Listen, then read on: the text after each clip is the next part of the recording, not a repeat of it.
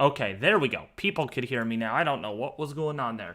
Welcome to my second annual Lunar Eclipse live stream on November 8th at 12:03 in the morning.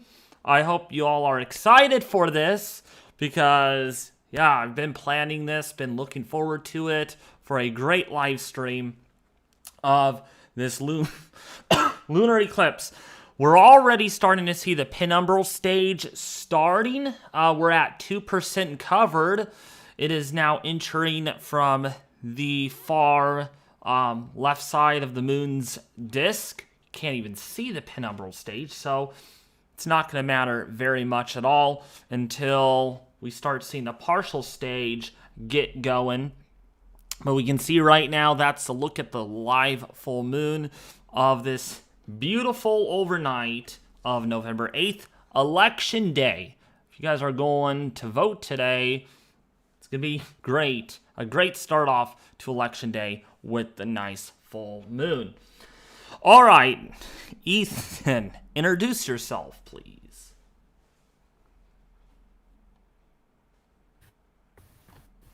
Hello, everyone. It's Ethan B here, and you know me usually being on for these severe weather live streams, providing that severe weather analysis. But tonight, I'm playing a little bit of a different role here. We're going to be talking about the eclipse and everything as we go through the night as well, and I'm also going to be attempting to provide a live view of the moon with a very large camera lens that I was able to borrow. That's going to get us a pretty good close-up image of the moon, assuming that cloud cover remains as thin as it is. This is just awesome. I am really thankful and happy that we're able to provide you this service on my YouTube channel. I know this is not weather related, but we've got something special for you all after this lunar eclipse live stream.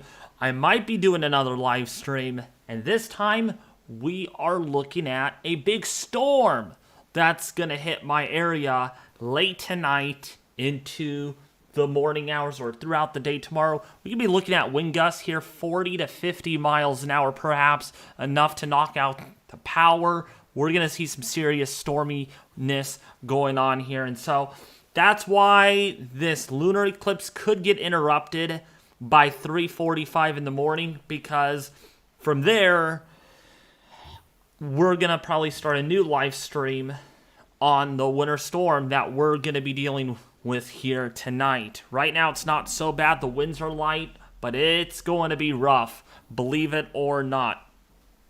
And so I hope you all are excited. Hopefully this ends up being successful, because I like doing a lot of these. My last lunar eclipse live stream went viral, and so I'm glad everybody was able to attend that stream. So, yeah, Ethan, can you do a little bit of talking? I need to actually set up the time until partial phase begins. Thank you. Yeah, and tonight is that very interesting blood moon total lunar eclipse, and a very interesting one too that you're going to want to see either on this live stream or however you want to view it in person if you can. But also this live stream is obviously going to be very good, um, because this is going to be the last total lunar eclipse for us in 3 years. Yeah, it's So going to be a while. yeah, not until 2025 do we get another one. And that is very interesting because normally we think of these as being fairly common celestial events, and they are still more common than the solar eclipses, but we're not going to be seeing another one like this for 3 years. So this is going to be a big space of time. And that means tonight, being able to see what we can here is going to be pretty important. It's going to be, yeah, it's unfortunately, it's cloudy outside where I'm at, so we're not going to be able to see it here. Instead, we're going to have lightning, we're going to have thunder, we're going to have wind and heavy rainfall. It's going to be a bit stormy here. Right now, at the moment, it's not Yeah, it stormy. sounds like it. It's going to be, and it has to happen. It's got to happen on the lunar eclipse night. I mean, it doesn't make sense. And then tomorrow night's supposed to be perfectly clear. Last night was actually fairly dry and clear also after we got that storm. It has to be tonight when we're getting the rain, wind, and thunderstorms. It just doesn't make sense. But you know what? We can take the rain. I can take the big storm because it'll give me something to do. It's going to allow me to probably live stream it here on YouTube.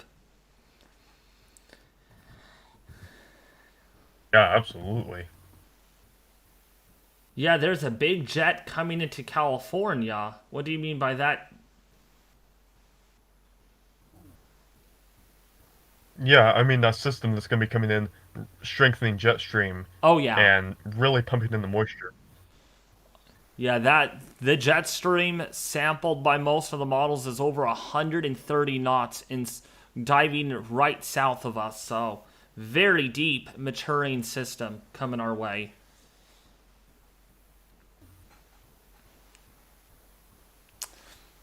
So, Yeah.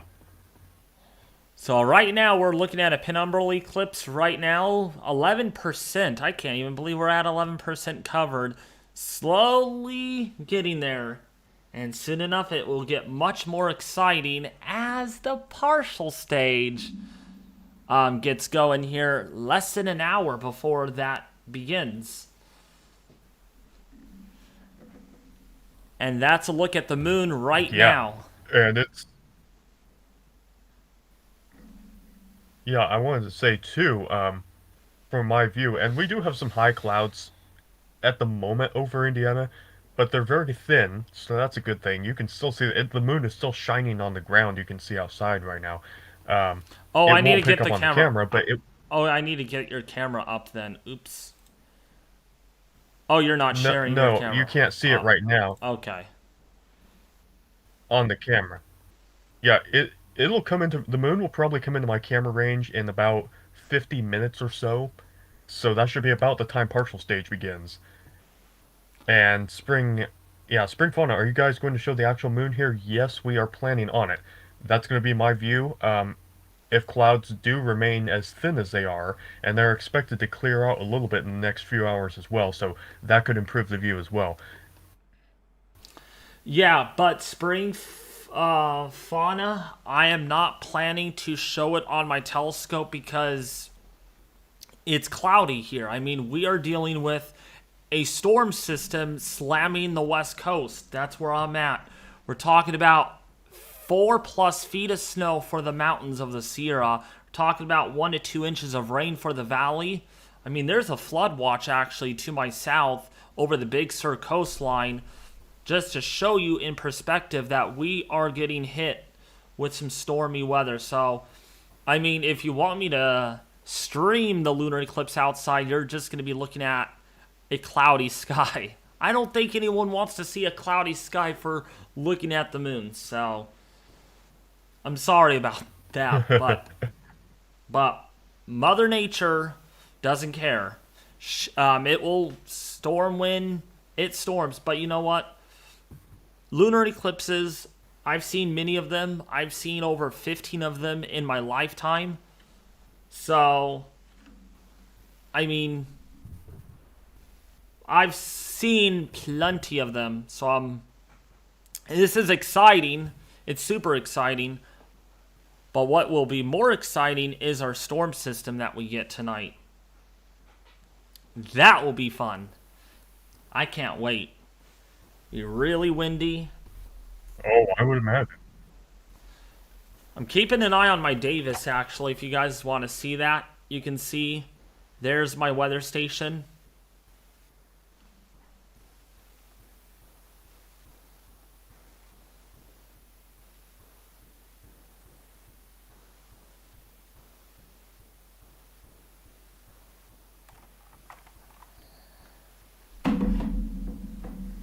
So, yeah. How's the weather for your area, you all in the chat? I want to know, what's the weather like for your area?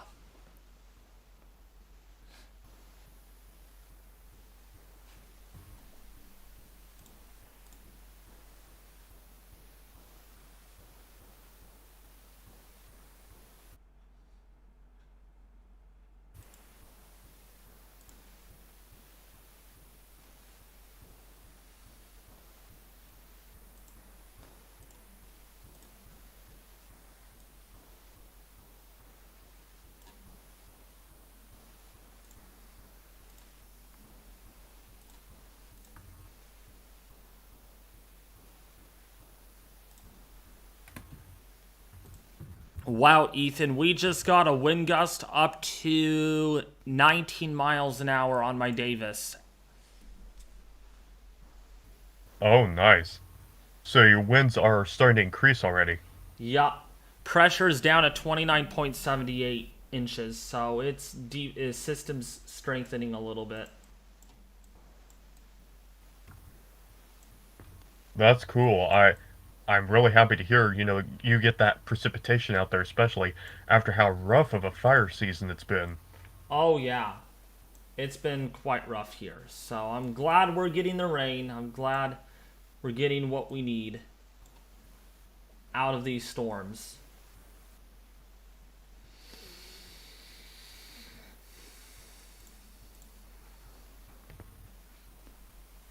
So Joshua Empire says partly cloudy. Oh, okay.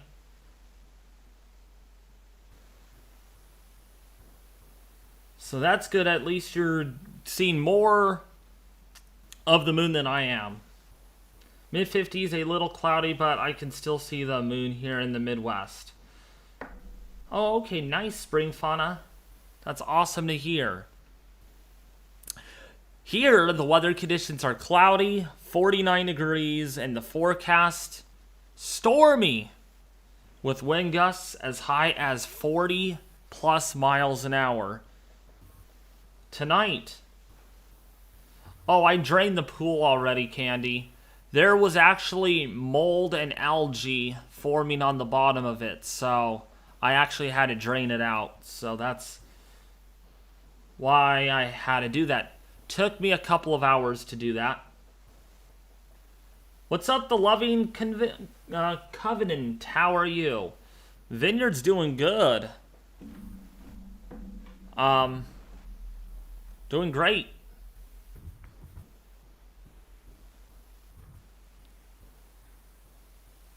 Welcome to the stream, by the way. If you're new, subscribe, hit the like button, and share this. Because I am planning to do a live stream right after this one again. This time on the weather. And it's gonna be fun. It's gonna be great.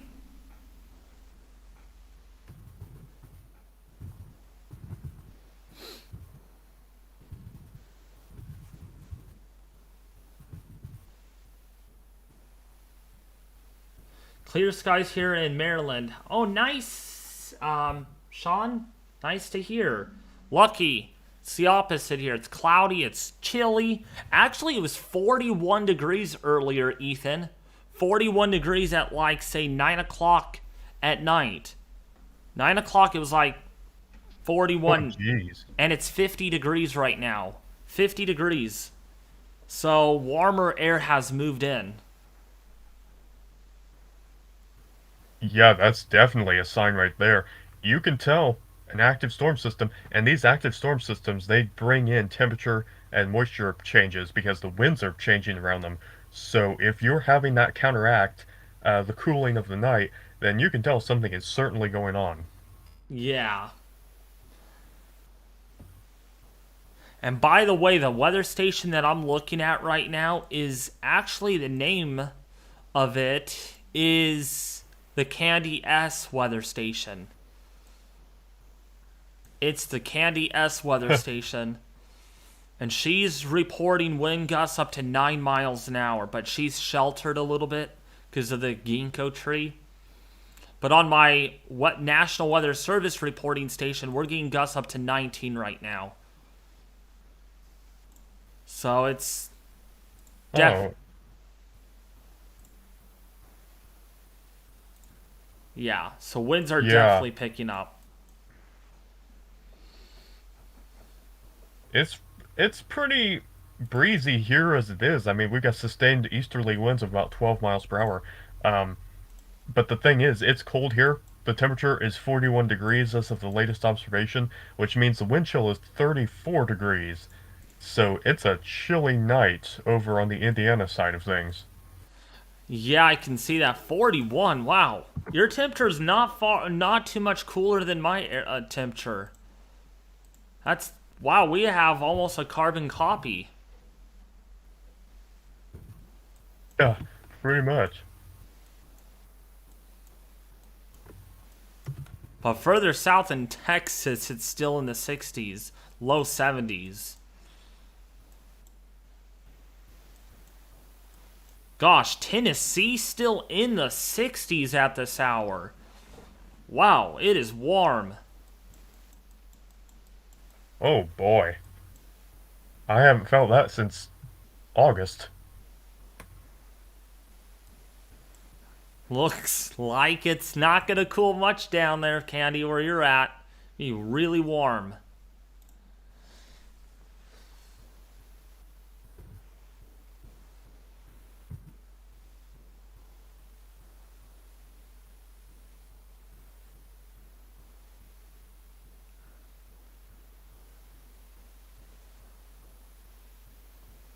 Not cold. 41's a bit chilly, Alex.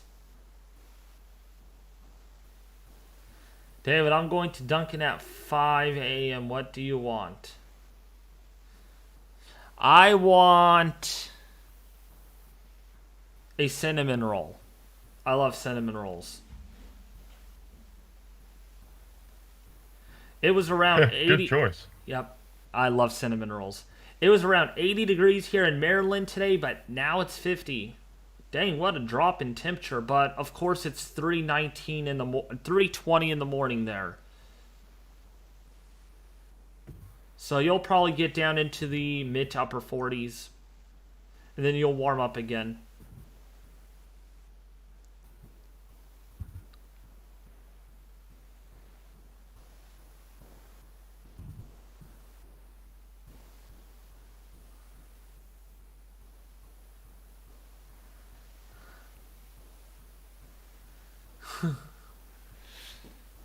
So, if you're new, welcome to the stream. This is a special Lunar Eclipse live stream, everybody. We're already 30% covered with the penumbral stairs. Moon slowly gonna get covered up. And the partial stage is gonna begin. Can't wait for that. Definitely.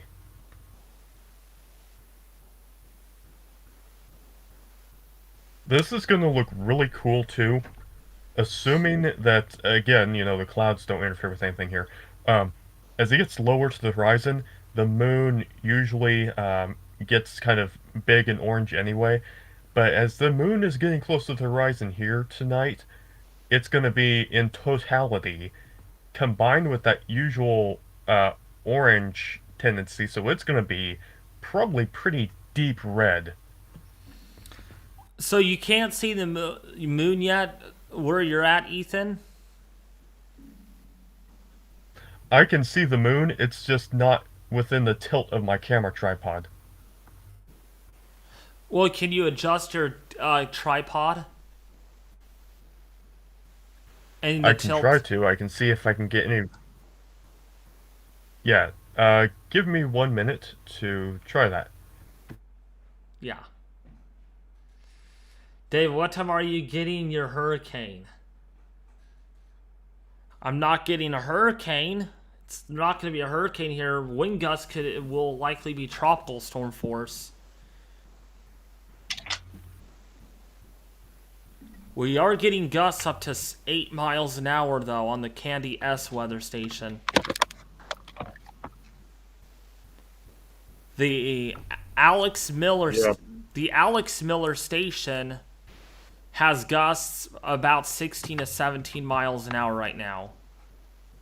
The Alex Miller, Brian Osrio, something like that. I can't even say his last name very good. Feel bad. I feel bad for that.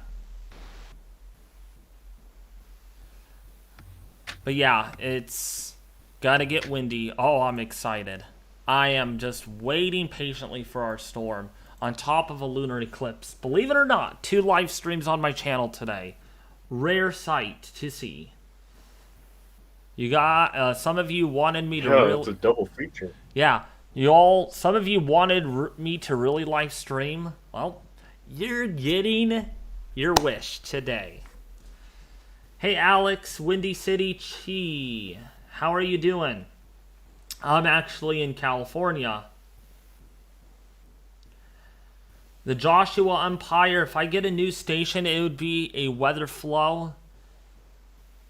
It would be a Tempest weather flow smart weather station.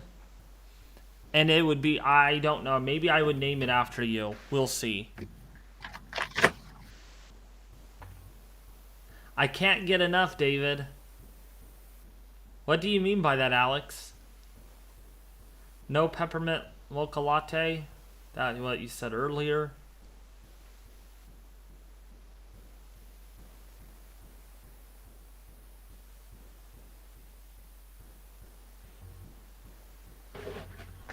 "24/7 David." No. I'll be tired by the morning.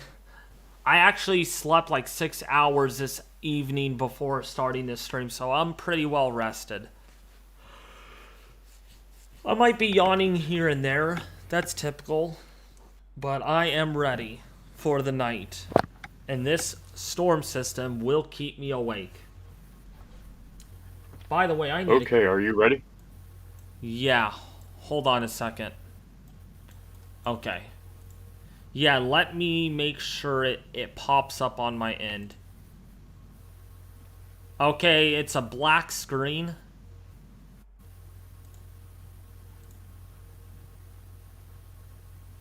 It's showing up on my end. Okay, let me see what is going on here. Why is it... not this again.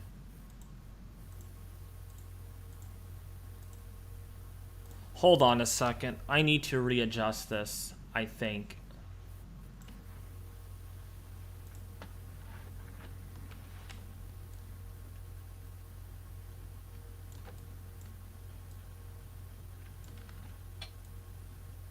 Oh, you know, that's because... Hold on, sorry folks. Gotta readjust this.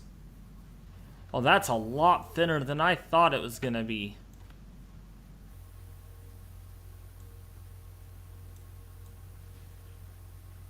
Ooh, boy. You would have to keep that centered. Oh, you know why? That's why. Okay. Should work now. Let's see.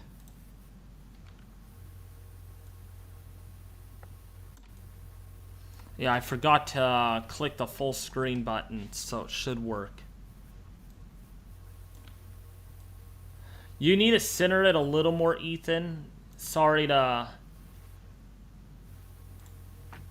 Yeah, I'm making the adjustments. Let me actually do this too.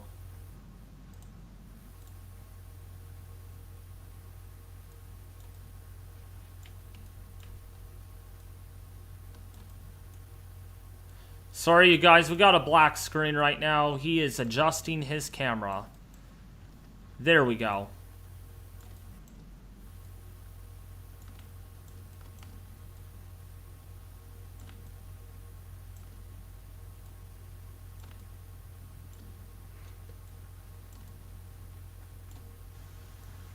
So, that's showing up alright for you? Yup, it is perfect.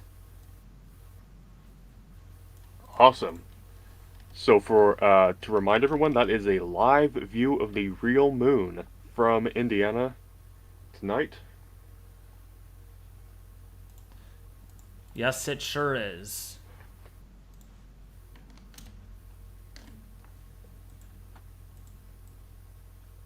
And you will sometimes note me shaking the camera a little bit. That's just me adjusting it for a minute. Because the moon, we're zoomed in so far that the moon is constantly moving. Yes. Okay, this is a live look at the moon, everyone. Live look.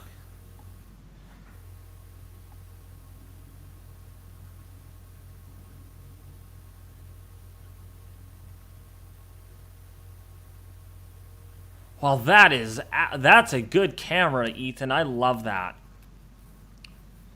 I love that. Yeah, absolutely. Absolutely. That is my DSLR I usually use for severe weather videography, combined with a very large lens. So that's, again, that's a pretty good view. It's it's slightly blurred by the fact that there is some upper level cloud, obviously, but still, that is the real live view of the moon. So that is a good perspective that we're going to have for this evening. Also, your camera seems to lag severely. Is that, I mean, I don't want to bash you for that. I mean, I don't know if it's just that's how the camera is when you use it to stream live. I don't know. That might be. It's still in the view, but like it updates like every 5 or 10 seconds. The moon, but it's pretty good though. It's very good. Yeah, since this is a slowly developing thing, it's not going to matter as much anyway.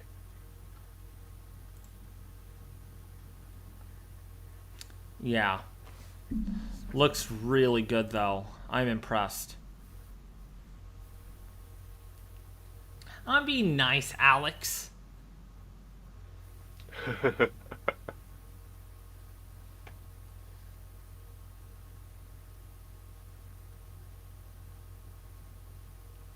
So that's a look at it. Just momentarily adjust the camera. We're gonna go right back to the. Actually, yeah, you'll have to because I got the second image. I got the main scene up there with the live and with the eclipse information. But we are now 38 minutes away from partial stage. But I will be right back. I'm going to check on our weather conditions. While Ethan is here, I'm going to have a little bit of background music. And that's to be expected.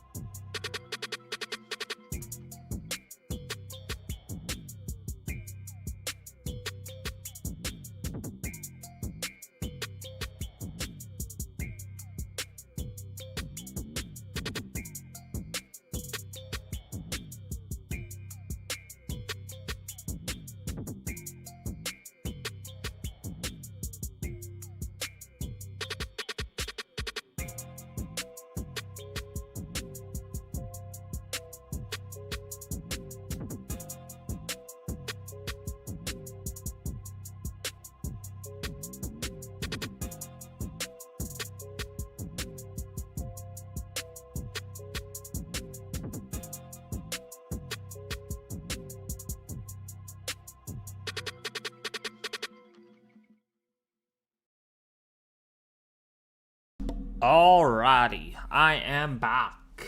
I'm back. Yeah, we have the real picture up from Ethan B's live camera in Indiana. What a beautiful picture that is. As we are now about 53% covered with the penumbral stage, which is the unrecognizable stage of what it looks like during a penumbral phase. So we're not there just yet. You might notice a little bit of a darker moon, but theoretically, pretty bright, pretty unnoticeable. But it's when the partial stage gets going, that's when we really notice the best part of this eclipse, which is totality. That's the blood moon. That will happen in a little over an hour from now. Actually, that'll happen, about an hour and a half or so. Maybe a couple of hours. So, welcome back, Ethan. And our winds are really picking up here. Really strong.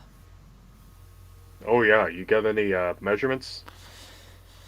Not really, but it's definitely louder outside. The trees are really moving like crazy, and I got a new update from the HRRR, and we're still looking at gusts over 55, 60 perhaps miles an hour by about 6 to 8 o'clock in the morning. Pacific Daylight. Oh, gee whiz.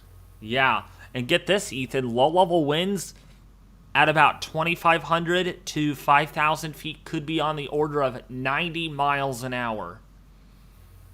Whew. Well, there's where you gain some of your momentum from. Yeah. Pretty strong. And the Candy S weather station just had a wind gust up to 9 miles an hour, so it's definitely picking up. Also, I can tell you this from my moon perspective here. You can't tell any difference just yet in the moon, but I do keep having to adjust the exposure a little bit, so it does seem to be getting darker. Oh, okay. That's a beautiful looking moon. Oh, that's just awesome. It is. And it's extremely bright tonight. It is very bright.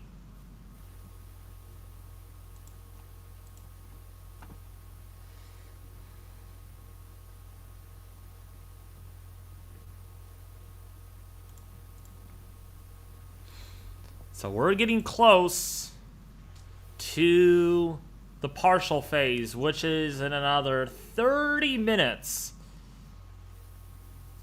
We're getting there.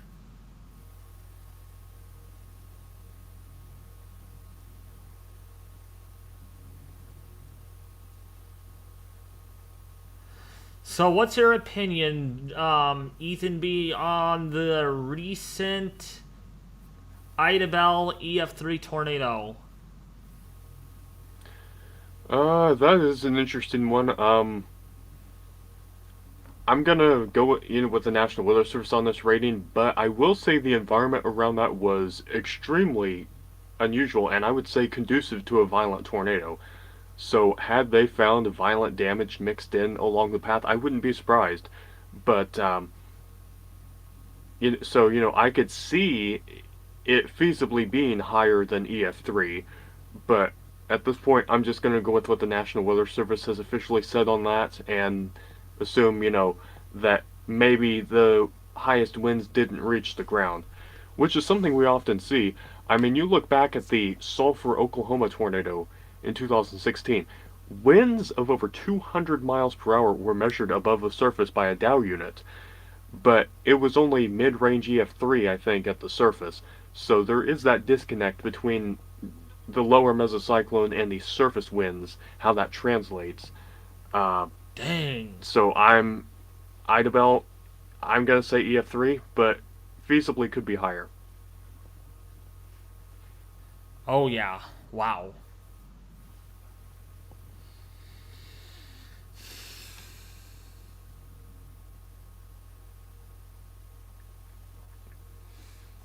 So, yeah, Just keeping an eye on the lunar eclipse and keeping an eye on my weather outside. A lot to really track and hunker down. I'm not Yes, it crying, is. Alex.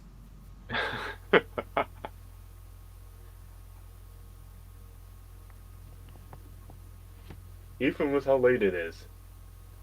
I think Alex Miller's tired. He thinks I'm crying, which I'm not.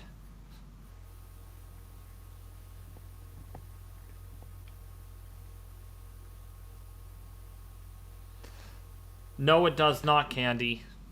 I just like when the moon is full. It's just cool to look at. Yeah, definitely. We're 61% covered, Ethan, already. With the penumbral stage. Oh yeah, well, I can still say it is getting, I keep having to adjust the exposure now. It seems like at an increasing frequency, so it is getting darker. Yes, it sure is. What's the weather like for your area, Alex Miller, right now? Can you see the lunar eclipse? Can you see the moon from where you're at?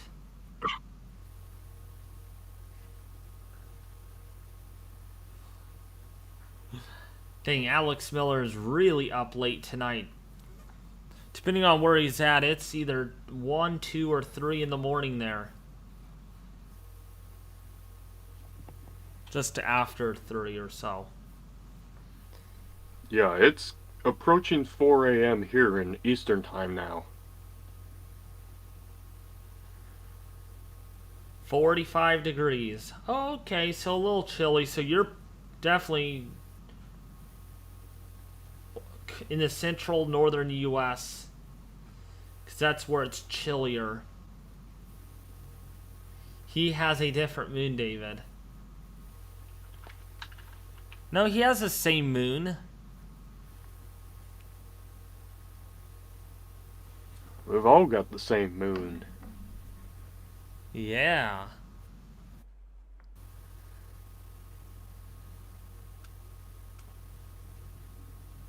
That is a very good looking image. Let's go back to the full or the Ethan B camera image.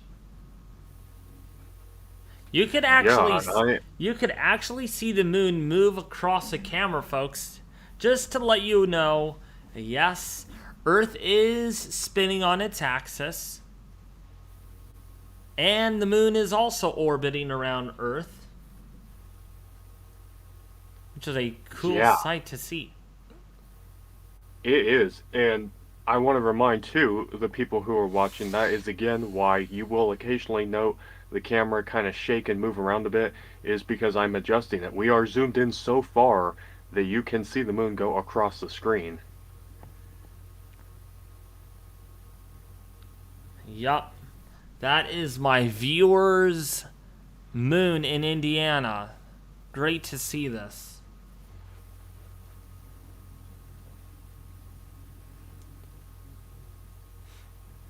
How about the one that went toward E in Texas? I saw that one live. Live looked like a wedge. Sean, yes, absolutely. That was a vicious tornado. I believe the Clarksville one, if that's the one you're referring to, it would go on to warrant the tornado emergency for Idabel, Oklahoma. There was another one. Perhaps you were referring to that one, the New Boston, Texas tornado. That was another wedge that warranted a tornado emergency that night. And yeah, those were just terrifying. Yeah, I heard about that from when I got back from the hospital. Like, says, oh, David, we had 2 tornado emergencies already. I'm like, oh, great. I mean, I wish I was there live streaming it. I really wish I was. But family comes first. I'll tell you that right now. Family comes first. Absolutely. David, have you seen any cats lately? Nope, just the one at my aunt's house across the way. She has a cat over there. But it's a stray cat. It's a feral cat. It doesn't even go inside. It won't even dare going inside. And it will catch birds. It will catch like wild little animals, squirrels and stuff.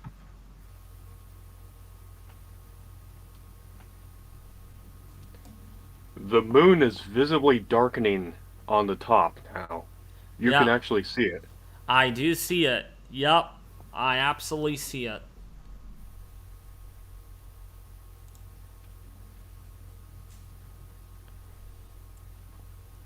Now, as you just... This is going to be cool. Yes, it is. As you know, we just changed the angle. So this is what it would look like on a telescope kind of view. So the shadow is now more directly to the left, more exactly left of the moon's face, where it's a little darker than, say, on the top left, like what you're seeing from Ethan. So we're going to have a couple of different images here, but it means the same exact thing. You're looking at the same moon. The moon's not different, just different in perspective. And that's what we're seeing. We're already at 70% covered, and it is definitely notably darker on the top left on Ethan's camera. And on Stellarium, it is a little darker too. That is really...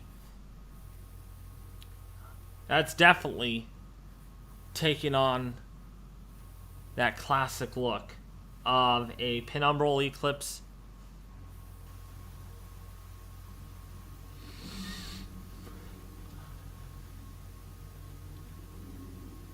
Yeah, it's really interesting how it's changed in the last 20 minutes or so. Yeah, we are 20 minutes away. Yep. The Amber Life, could I see it in Southern California? And what would I see if I see it? You should be able to see it there.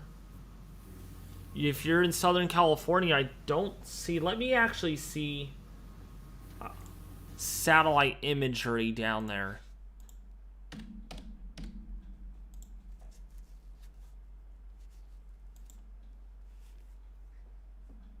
You there, Ethan?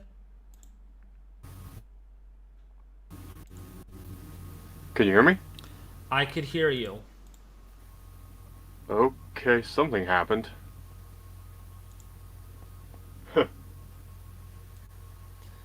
Oh, actually, Southern California is getting clouds. So, yeah, you're not going to see much of this eclipse.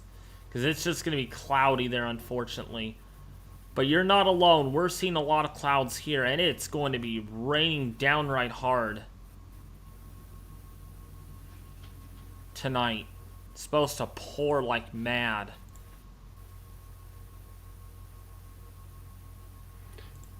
Yeah, there's a lot of moisture getting involved in that system. Is it raining here? Oh my goodness, it might be raining.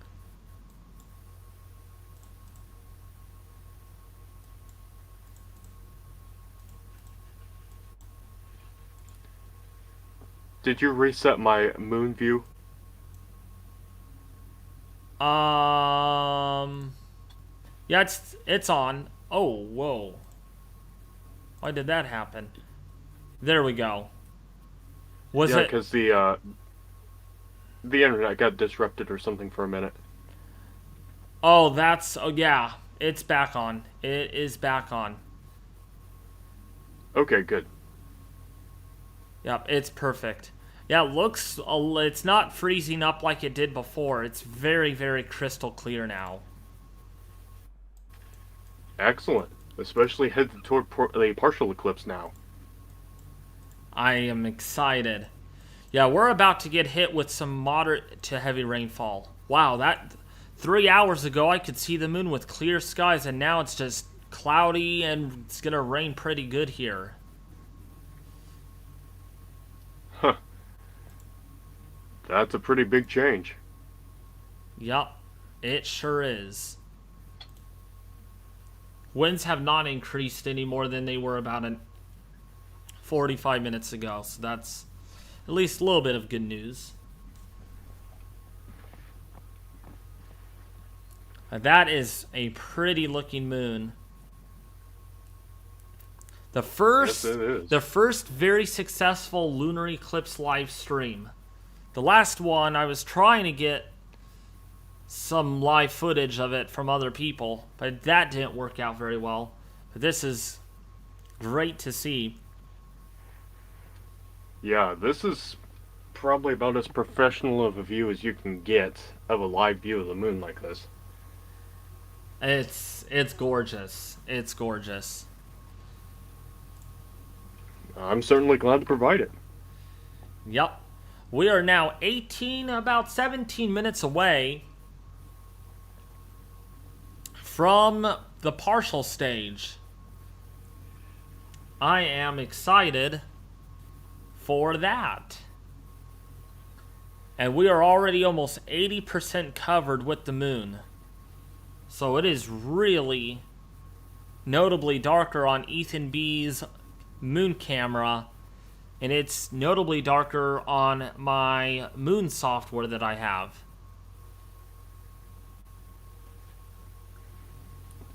Absolutely. And visually too, because I'm looking at the moon right now, and earlier it just looked like a big white blotch in the sky. But now you can actually start to see some of the craters, some of the seas, the details are coming out because it is getting darker. That is so neat. That is so cool. I'm excited, Alex. I'm excited.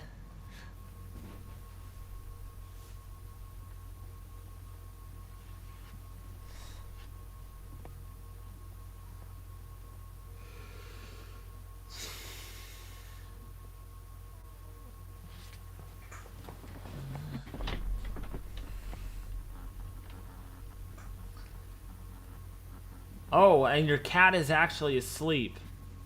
So 11 is actually asleep, you said, Alex, from earlier. If you move around a little bit, 11, does your cat wakes up, I'm sure, huh?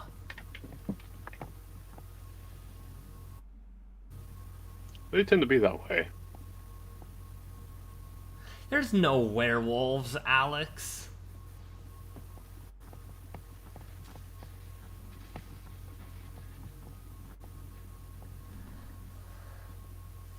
Yeah, if we're worried about something at the full moon, maybe we'll think of Ozzy Osbourne. Bark at the moon.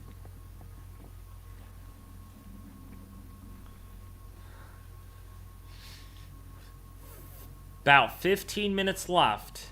And we're 81% covered with the moon's disk.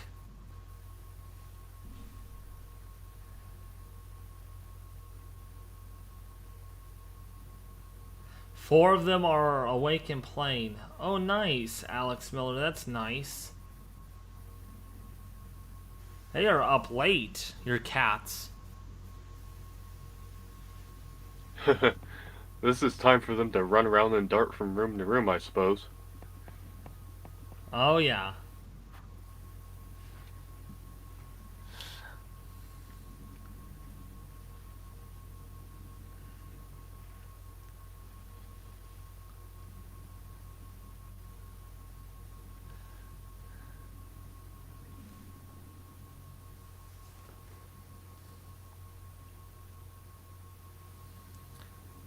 We're 82% covered already, Ethan. This is really starting to take place now. Really taking shape. Yeah, at this point, it is going to be that way. It's going to develop pretty rapidly because we will be at the very peak of totality, I believe, in about 2 hours. We sure will. And in about 30 or so hours, I'll probably be streaming on our storm system, just depending on how it evolves.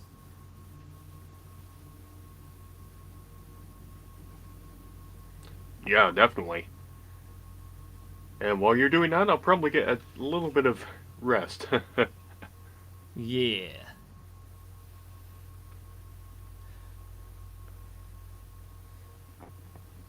Wow, chat is really dead. It's only Alex Miller and Candy chatting. Hey, sleepy beauties, wake up. Wake up. Yeah, this is a sight you're not going to want to miss.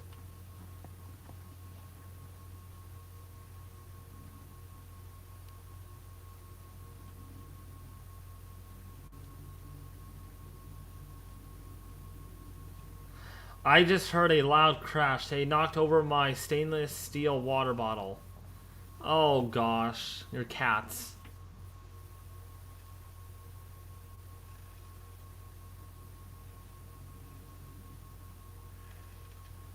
No, I don't, Candy. The moon is setting in the frame of the camera, Ethan. You have an early moon set.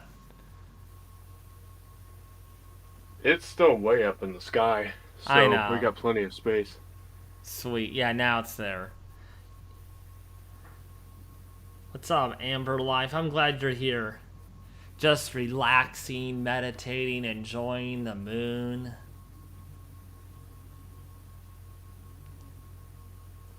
Our winds are dying down a little bit here, unfortunately, Ethan. Oh, wow. I'm sure they'll pick back up. Yep, the Candy S weather station only had a wind gust up to 4 miles an hour in the last 5 minutes or so.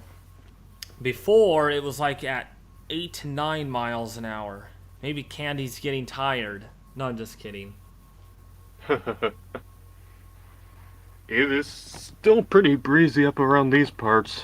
Easterly wind, too, so it's pretty cold. Oh, yeah.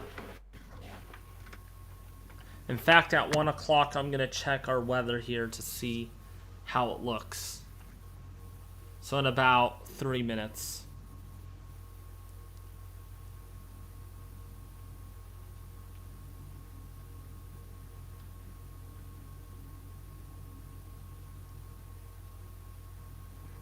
There is no werewolves, Alex Miller.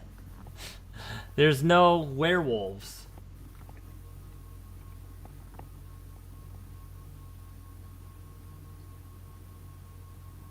Alex, you could be a squirrel or a skunk or a werewolf.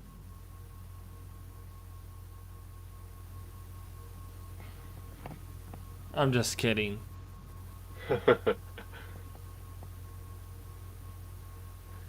Interestingly, I did just have to adjust the exposure actually lower because the moon got brighter. Because some of these upper clouds cleared out a bit. What is the cirrus clouds looking like there? Are they thinning out a little more around the moon? Like wherever they're coming from? Is it clear upstream from where the clouds are moving from? Yeah, they've thinned out a little bit, from what I can tell. Good. That's good. Hello from St. Louis, Missouri. It is still cloudy outside, but I still have my 20 by 80 binoculars handy. Nice, Angus. Ingus, that is. Welcome, by the way. Yes, welcome to the live stream of the eclipse. We've got a live view of the progress of the eclipse there on the left, and we've got a live view of the actual moon right above David. Yep, and I have the live camera back up. And actually, I'm going to check our weather right now here, and I'm going to have some music in the back in about a few minutes.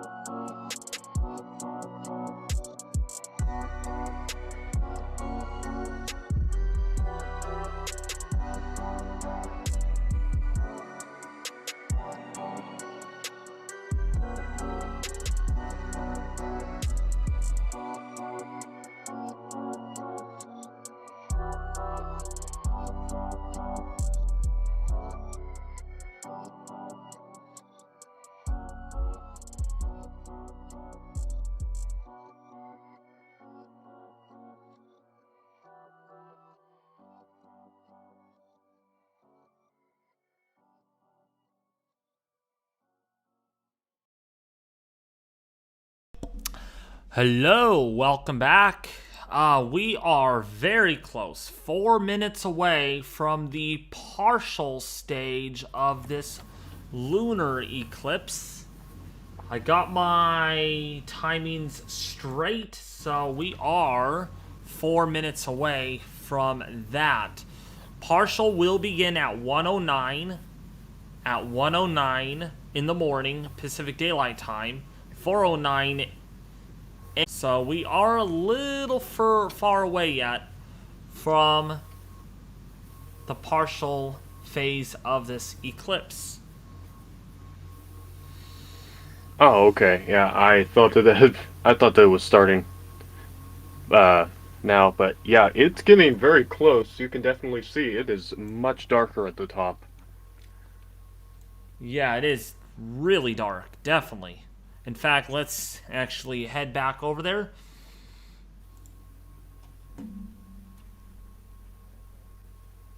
Fact is that it's very hard to tell if that is already the start of the partial eclipse. I got my software that's running and it's saying partial has started already.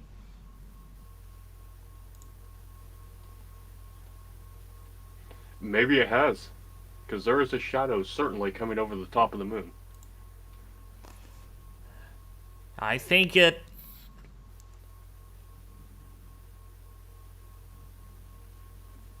we're not there yet. I could see the whole disc. I could still see the whole disc. We're not quite partial.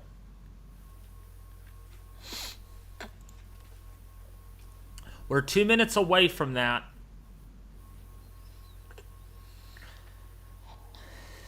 But we should be covered with that. I can still see the whole disc.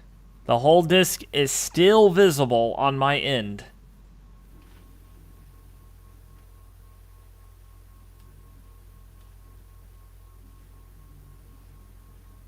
But we are not far away from the partial phase. Absolutely.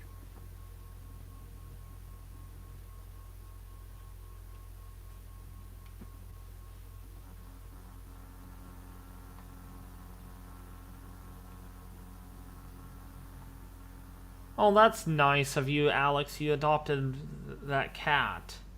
So the ears were so dirty and the nails needed trimmed. He's a lot happier now. That's great, Alex Miller. Yeah, absolutely.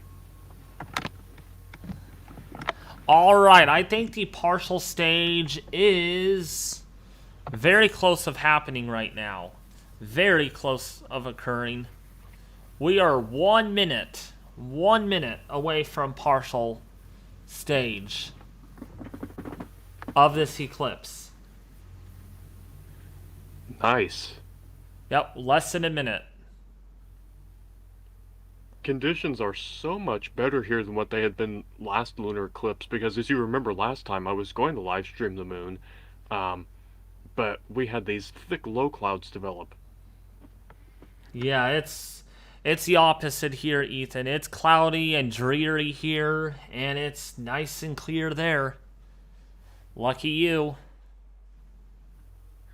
It's not totally clear. We've still got some hazy upper clouds. Yeah. But not So that you can bad. see through them. Yeah. All right. Our partial stage is about here. I think we are in the partial stage of this eclipse. So now I need to do my switcheroo, and I need to put a new timer up there. So the full eclipse will begin at 2:16 in the morning.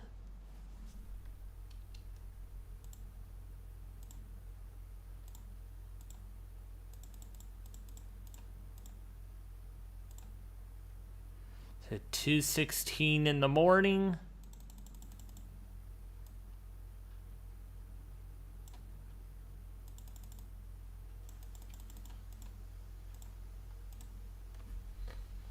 There we go. And so we will now, totality stage will begin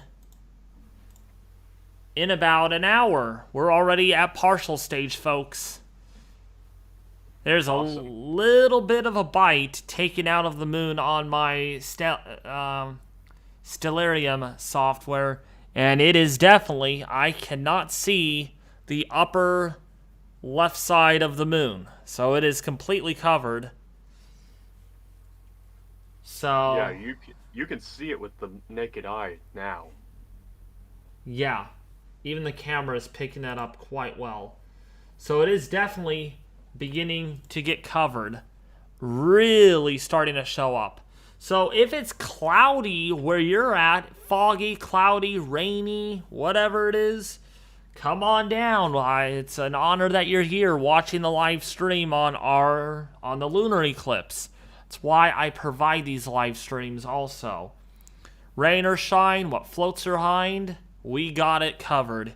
Here, visually,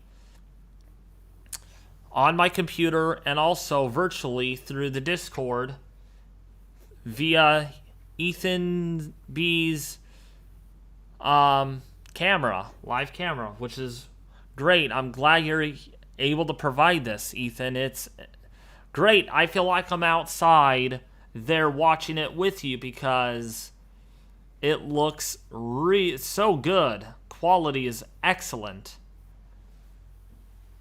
Yeah, I'm certainly glad to hear that. And, glad to be sharing this here with you and all the other viewers tonight because it's a special thing, these kinds of eclipses. It's not as spectacular as a solar eclipse, most people say, but lunar eclipses are still really amazing. And tonight it looks like we're going to get a really nice view. It's beautiful. It is just fantastic. And as Ethan adjusts that exposure throughout the course of this partial eclipse phase, you'll start seeing the edge of that shadow, more of a definitive look to the shadow. It's very hard when you have when the partial just started. In fact, Ethan, can you adjust that exposure so we can get the edge of that moon's shadow, if you don't mind? Or Earth's shadow being cast? Yeah, is that better? A little more, I think. Okay. There we go.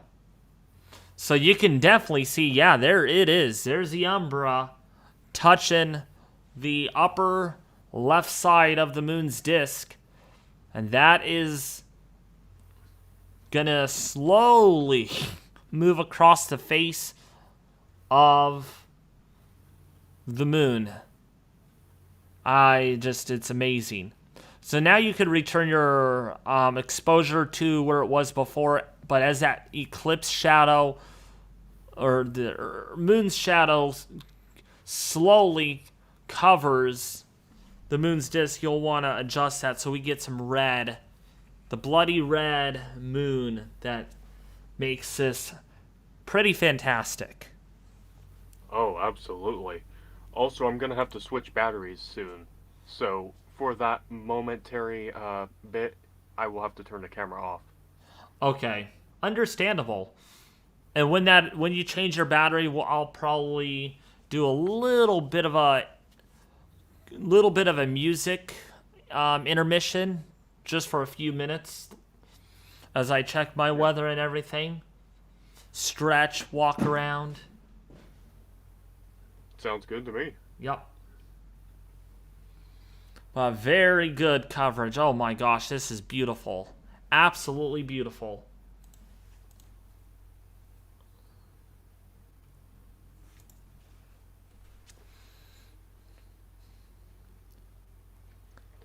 It sure is. And we're already 8% covered with the Umbral eclipse.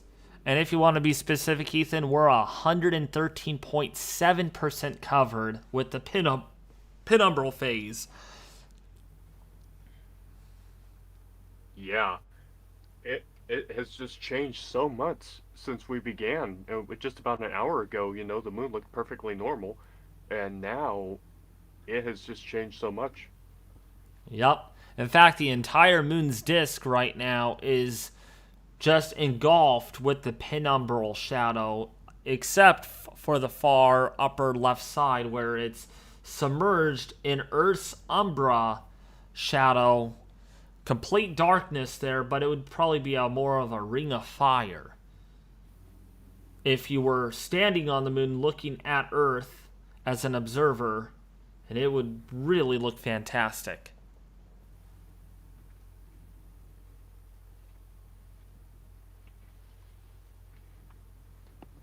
That's an interesting consideration to think what this would look like from the surface of the moon. Yeah, oh yeah. I'm not on the naughty list, Alex.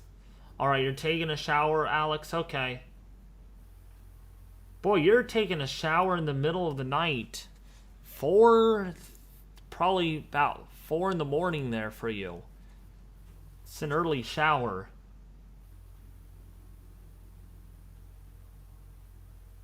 Yes, it is. Thanks for coming and tuning in, the Joshuan Empire. Hopefully I'm not making you bored. It is very cloudy in Missouri. I am hoping that the clouds will decide to disperse even a little bit. Yeah, that's how it is here too, Angus. It is cloudy. Not really windy here yet.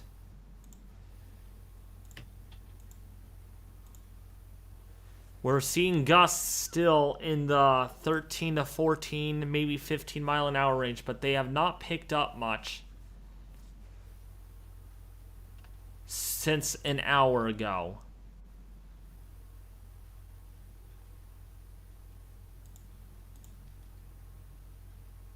Oh, wait, never mind. We did have gusts up to 19 earlier at 12:44.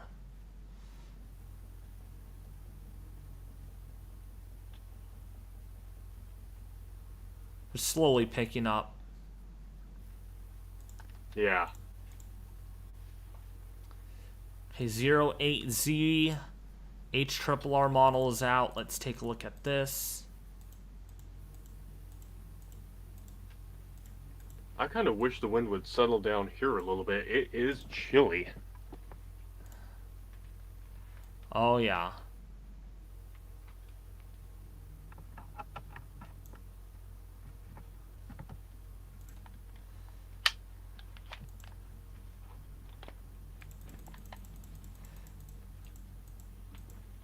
I really like how the HRRR model has downgraded our wind substantially, Ethan. Now we're only going to have gusts up to 30 miles an hour. The last run had it up to 61 miles an hour.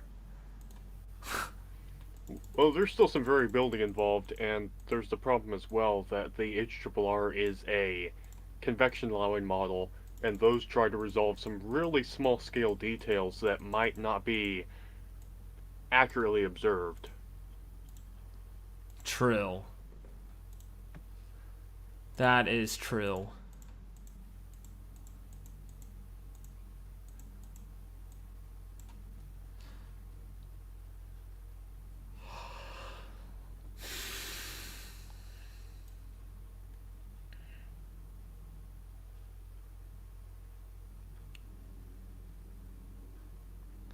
Is that the wind? I can hear a little bit of a. It probably is, yeah. Oh my goodness. Wow. It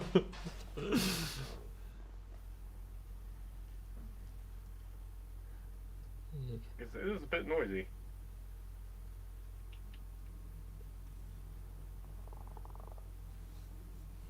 Still a hurricane, right, David? No, the latest HRRR model is probably a little bit buggy. I don't know. It's going to be bad here. Either way, it's going to be windy. It's going to be raining. We're supposed to get an inch, a little over an inch, just in the matter of about 12 hours. Well, maybe a little more than that. But it's a short amount of time to get that much rain.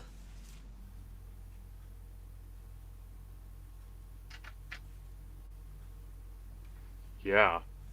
And, it's a big difference from what you've seen recently, obviously. Just going from no precipitation almost to this. Oh, yeah. Big difference. It's what happens when you get a 130 knot jet over our area.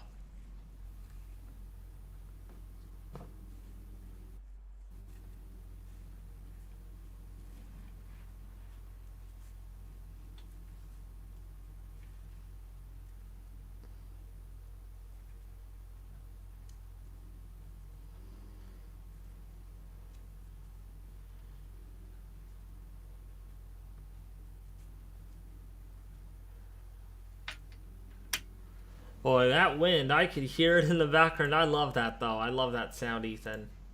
Sounds good. Yeah, it kind of adds a certain thing to it.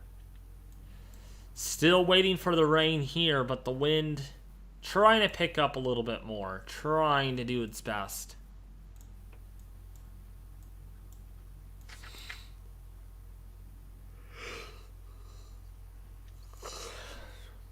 Okay, I need to change the battery. All right. Okay, I'm going to switch to my main screen and putting some music on. We will be right back in about 5 or so minutes, folks. 5 or so minutes.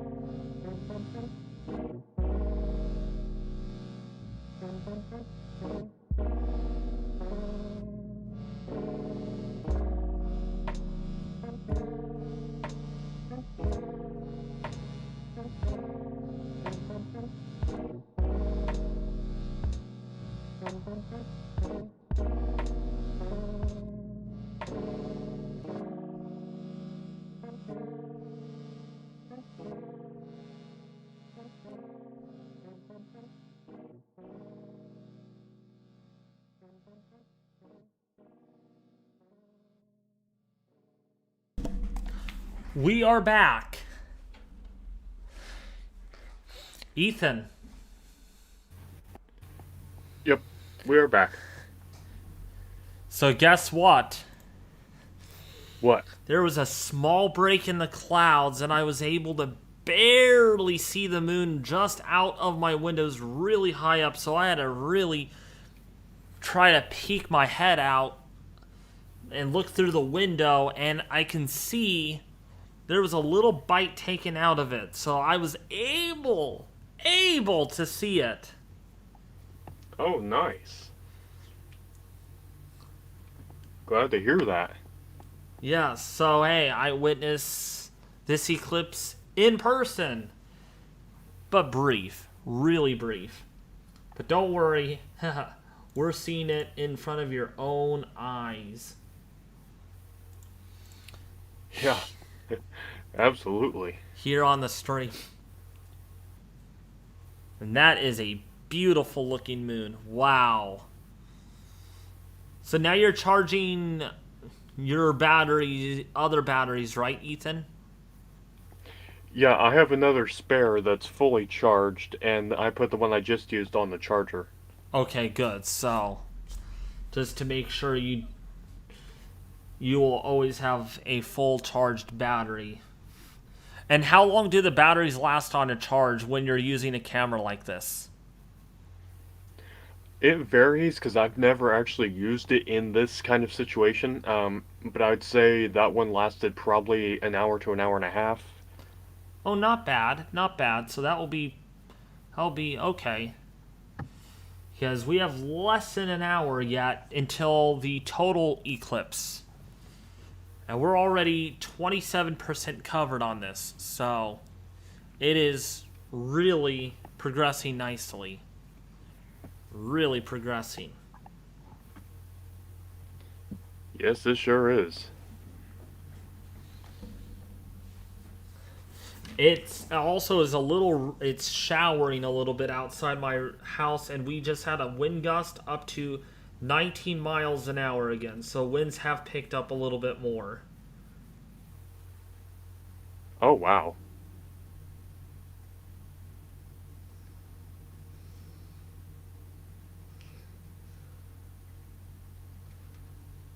Let's see what the Candy weather station is showing, though. Oh, I don't have the Candy weather station here on my iPad.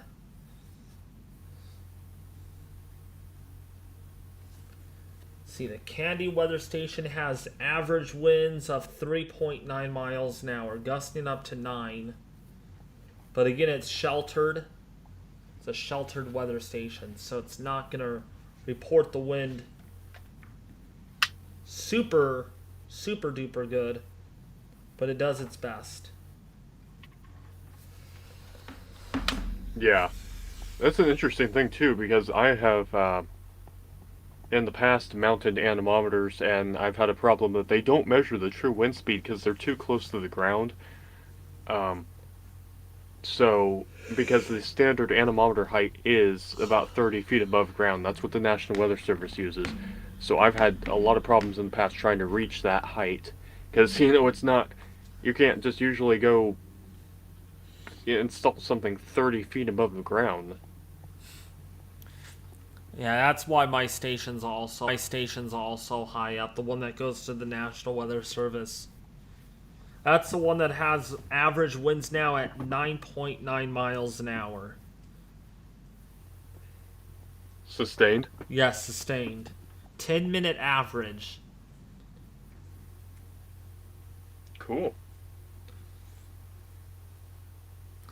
And let's see, Candy. The Candy weather station is showing cloudy with a chance of werewolves. Oh my gosh, Candy. You're crazy. And now she only shows winds up to 2.4 miles an hour, so it's not as strong on the Candy one.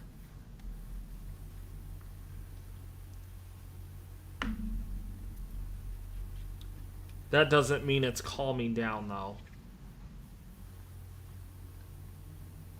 I can see a bite out of the moon, though, through the clouds. That's exactly how it is here too, Angus. Similar thing, a similar situation here.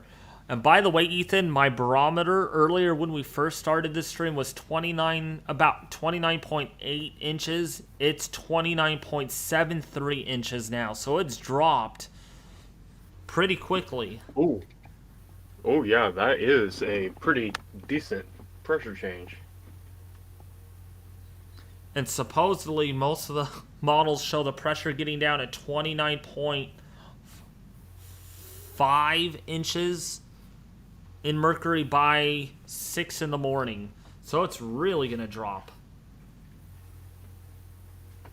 What's up, James Traft? Hey, James, glad to see you at this very early hour. Hey, James, actually, if you want to join our group, our Lunar Eclipse group chat, you are more than happy. Just let me know if you want to join, then I'll invite you. Because you are also a storm chaser. VIP in the live stream right now.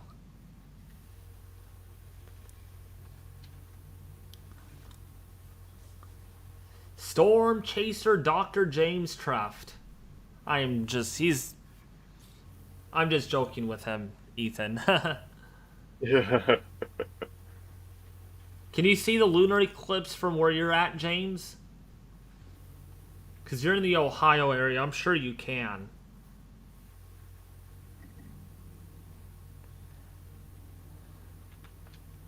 Ooh, we just got a 9-mile-an-hour wind gust on the Candy S station.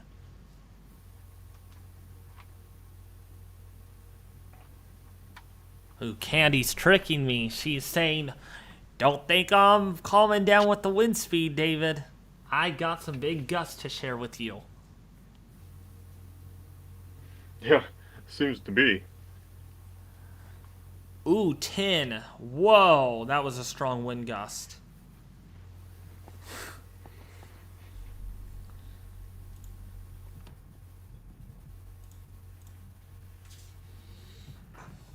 I'm inside at the moment, but I've glanced at it. Sweet. That's great to hear. Because I know the last lunar eclipse live stream you were out storm chasing, James. I think you were chasing a lightning storm or something.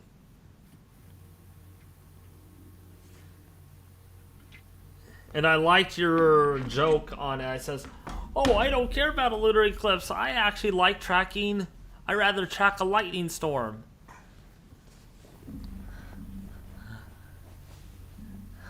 And I'm like, man, I thought you would like a lunar eclipse. They're beautiful too. Wow, Ethan, that is a good image of the moon there. Wow. You could really see the Umbra now. Yeah, absolutely. It is a bit hazy through some of these upper clouds, but we can see through them, so that's good. Yeah. Add me to the group. Yay! Okay. Hold on, folks. It's going to be a little narrow. I need to add.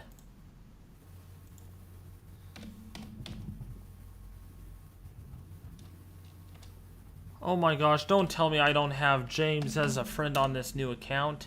Is it James7272? I think it is. I don't have you as a friend. I can add him. Yeah, add him. Thank you. Yep, I don't know why I didn't. On this new account, I guess I never... There we go. Can you guys hear me all right? I could hear you just fine. Yep. Sweet. So Ethan, what is this? What camera you have hooked up to outside that you're doing this stream off of? Yeah, this is my Canon EOS 7D Mark II with a 600 millimeter lens, absolutely huge, but that I was able to borrow, and it has a 2 times teleconverter on it, so we're getting double that view. Excellent. I was outside earlier over at a friend's house, um, trying to watch it, and I just got so impatient, and I just like I want to go home. And I about went to bed, but I got really bored, and I started scrolling through videos, and I saw the live stream. I was like, screw it, I'll just join them, watch it from my computer, because my gosh, it's cold outside, and I just cannot stand the cold. Yeah, that is understandable. It is cold and breezy here. Pretty sustained easterly wind. Yeah, where's our southeasterly warm air advection when we need it? Out of sight at the moment. Bleh. What do you think of that Friday tornado outbreak, James? You know what's funny, and I could get proof of this. The town that I targeted, the first town that I ever targeted, I didn't change it at all, was Emory, Texas. That blew my mind. Like, I knew how to forecast somewhat, but I didn't know I knew how to forecast like that good. That I kind of blew myself out the water with that one. Yeah, that's a good indicator for future chases. Yeah, because I'm pretty sure that's where that like first initial supercell from Central Texas went and produced that big stovepipe elephant trunk. And then it cycled again and produced multiple tornadoes afterwards. Well, that's a target verified. Congratulations on that, James. Wow, that's awesome. Yeah, I'm pretty happy with that one. My favorite tornado that day was definitely the Sulphur Springs tornado. Some of the close-up videos of that were, oh my goodness gracious, incredible. Some Oh of them, yes. some of them got added to my playlist. Yes. I would imagine. This is the moon right now. Ethan, if you both can talk, I'll be right back. We are getting a huge wind burst right now. Yeah, sure. We're about 50% there, I'd say. Yeah, it appears to be. We have a huge part of the umbra covering the moon now. As you can see, that upper part of it is just completely darkened as compared to earlier. The penumbra has already passed over. We are well into that. Now we are getting into the umbra. This 4:30 a.m. Lunar Eclipse coverage, where we obviously have David hosting, but I'm Ethan B, as you probably all know pretty well. I am providing this live camera view. Renee Young, yes, this is a live view of the moon. And we've also been joined by Storm Chaser James Truft as well, who is joining us in getting a very poor night of sleep. Yeah, no sleep at all. Oh well, I'm just glad to be on another voice chat. I'm bored. Yeah, I'm glad to have you here. Ethan, did you see the new Blake Naftal drop that he posted? I don't believe so. Dude, he posted some incredible videos of Van Wert F4 from 2002 that I've never seen before. That was a monster tornado. Oh, yeah, okay. You'll have Yeah, to check it out when you're free. I will certainly do that. That was a big one. Oh yeah, it lasted, I'm pretty sure, like 53 miles. It went through like some of the best terrain. Okay, I'm back. I Welcome am back. Welcome back. Yeah. We have sustained winds here at like 12 miles an hour, which doesn't seem like a lot, but we are getting quite a bit of wind gusts in the 20s now. That's cool. That is a definite increase. While that may not seem very strong to you, James, or to you, Ethan, for California standards, that's a strong breeze. Yeah, I'd take 20s. I was measuring a lot of 20s on Saturday when that wind event came through here. Oh man, that was something else. I was at my friend's house and we were just chilling in the front room, and this was the second time it happened. The first time the power flickered, I was in the bathroom, and I was like, "What?" So I went back and we sat in the front room and we were talking to each other, and then I heard a zzz, and then the power flickered again, and I was like, "Well, it's really blowing up some winds out there." Pretty sure there were some 40s and 50s in there. Oh yeah. It was, it gusted up to probably about 50 in this area. I know Frankfort, Indiana, which is over in Clinton County, they measured 65. I didn't get in on any of that 65, but I did, it did seem to be about 50 or so here. And as I posted my video recently, I went out to get some of the footage of that, and the corn leaves were just utterly Oh, insane. ridiculous. Yeah.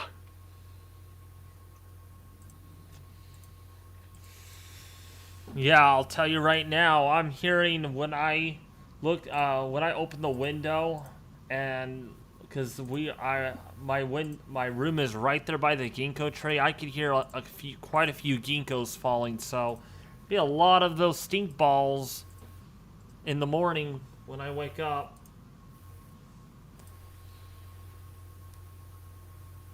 Ethan, I'm gonna take a little snippet of this video and just give you a sneak peek because I've never seen this angle before. Not only was this thing a monster, it also had some nice structure above it for fall. And this is a clip that I haven't seen. I've only seen the two, like the state trooper video and the guy in his front porch. I mean, look at that beaver. Oh my gosh. I know. Jeez. That is good November structure. Oh, wow. I know. In Ohio too. Like, just Yeah. like I've never expected to see that. One angle, this guy's like in front of a field. Tornado's got like a huge cage around it, which I have not seen an angle of. I didn't even know this tornado was like severely rain wrapped, and it looks like a monster. Like it's freaking huge. I'll get another snippet here, but like just seeing all these angles that I've never seen before just blew my mind. There's just so much more footage out there that and I'm just now watching it with audio, um, and it leaves me speechless, honestly. Yeah, that was in recent times anyway, it seems like the northeastern Ohio tornado for winter time. And Northwest. I look at that, and I think, oh, that is so much more well defined than, say, what we had back in November 2013. Everything was just rain curtains. Yep. This has actual structure. Yeah, look at that thing. Man, that is a total beast right there. I would do a lot of stuff right to back. see a tornado like that again. Okay. Okay. Yeah, I would agree. I still really haven't gotten a true wedge experience. Like, you could make the argument that Livingston, like you could make the argument that Livingston was a wedge, um but like I didn't really see the base of it, just the tornado cyclone above it. And Moundville was an uncondensed wedge. I still have yet to see a total wedge in the flesh. Right. In due time. Oh, absolutely. I was very impressed, and viewers here might recognize the Palmer, Iowa tornado earlier this year was a really spectacular tornado. James here intercepted that, got some very nice footage, and it was just one of my favorite tornadoes of the year. Oh, it was a good time, a very good time. I'd still put it in like top 5 tornadoes this year. Me too.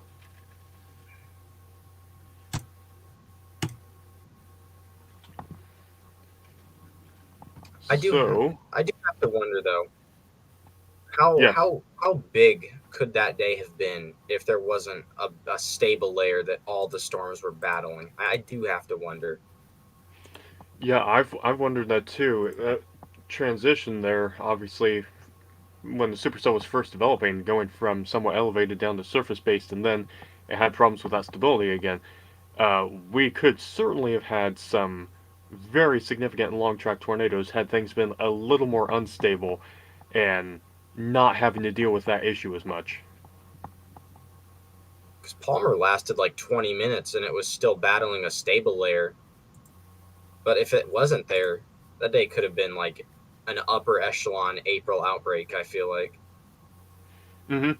Yeah, with the wind shear parameters you had in place, that wouldn't be surprising. Yeah, when your storms go from like a solid 15 mile an hour southeast gust to 62 mile an hour southeast gust in like 20 minutes, then I mean, I think you have a pretty good idea what parameter space you're working with. I would say. That's still one of the most wild things I've ever experienced out in the field. Just how quickly that supercell changed the environment.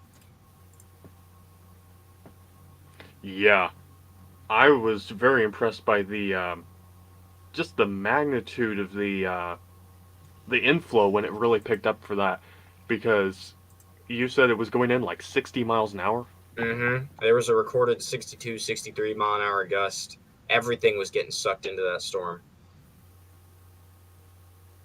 Yeah, that is just crazy.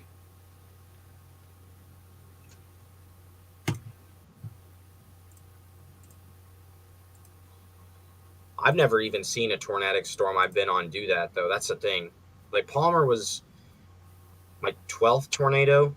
Yeah, Palmer was my 12th tornado. And and I've seen 14 tornadoes so far. But out of the 14 tornadoes I've seen, Palmer, I've never seen a supercell like just completely change the environment around it like that one did. That is, oh my gosh, I will never forget that, honestly. Mm-hmm. Yeah, I would imagine. Absolutely.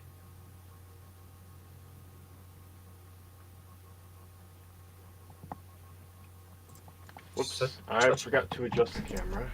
Such an epic Sorry view, for too. the sorry for the long disappearance.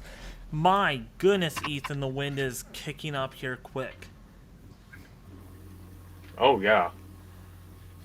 We just had a gust up to 24 miles an hour, and it just blew a few branches down. Is there a system coming by right now? In my area, yes, there is. I think I see it on the models. 28 mile an hour wind gusts we just had, Ethan. Oh, boy. It went from like 10 to nearly 30. Yeah, we're supposed to have gusts up to 50 tonight, maybe 60. Supposedly, according to the HRRR and the NAM model. That might be a bit generous, but you will certainly have an increase in the wind speeds. Ethan, do you have any opinions on the Iowa 15% risk? Yeah, I need to look at some of the latest stuff because I didn't pay too much attention. I was very busy earlier today getting things set up, but I think that instability is a little better than what I had seen initially, and the wind shear environment is certainly going to be there because you've got this very strong mid-latitude cyclone, low-level wind fields are amplified. That's kind of like what we had with that system last time, except the last outbreak we had on Friday, that was a very favorable kinematic combination of intensifying mid-level and low-level fields simultaneously right over an instability axis. So that really set things up favorably. This time around, we will still have pretty strong low-level wind field, I imagine, and you will certainly have some risk for perhaps some rotating storms and some isolated tornadoes at least. But I would need to look at the latest information on that to get the most updated. Have they issued, let's see, what would that be, day 3? It's a slight risk, yeah. That's a big slight Okay. from like eastern Kansas to southern Minnesota. Think about Friday.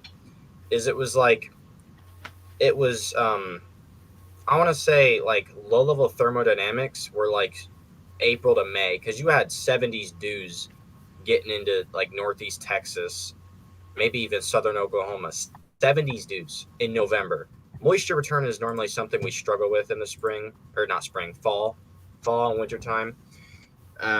Normally you'd like on like your best fall setups, you get like um mid to upper 60s, but no, there were 70s dews that were being advected into that warm sector. And the thing that made that so volatile was uh, the fall like jet that it was mixed with, because normally in springtime, like the jets aren't weak, but they're not super strong like we had on Friday. Like it's subtle flow. Like subtle flow is kind of what you work with out in the plains. You'll have like those 30, 35, sometimes 40 knot short waves or troughs that come through. But there was just, I'm pretty sure like, what was it, 60, 70 knots? And like a really powerful low level jet. And storms were hauling. They were hauling.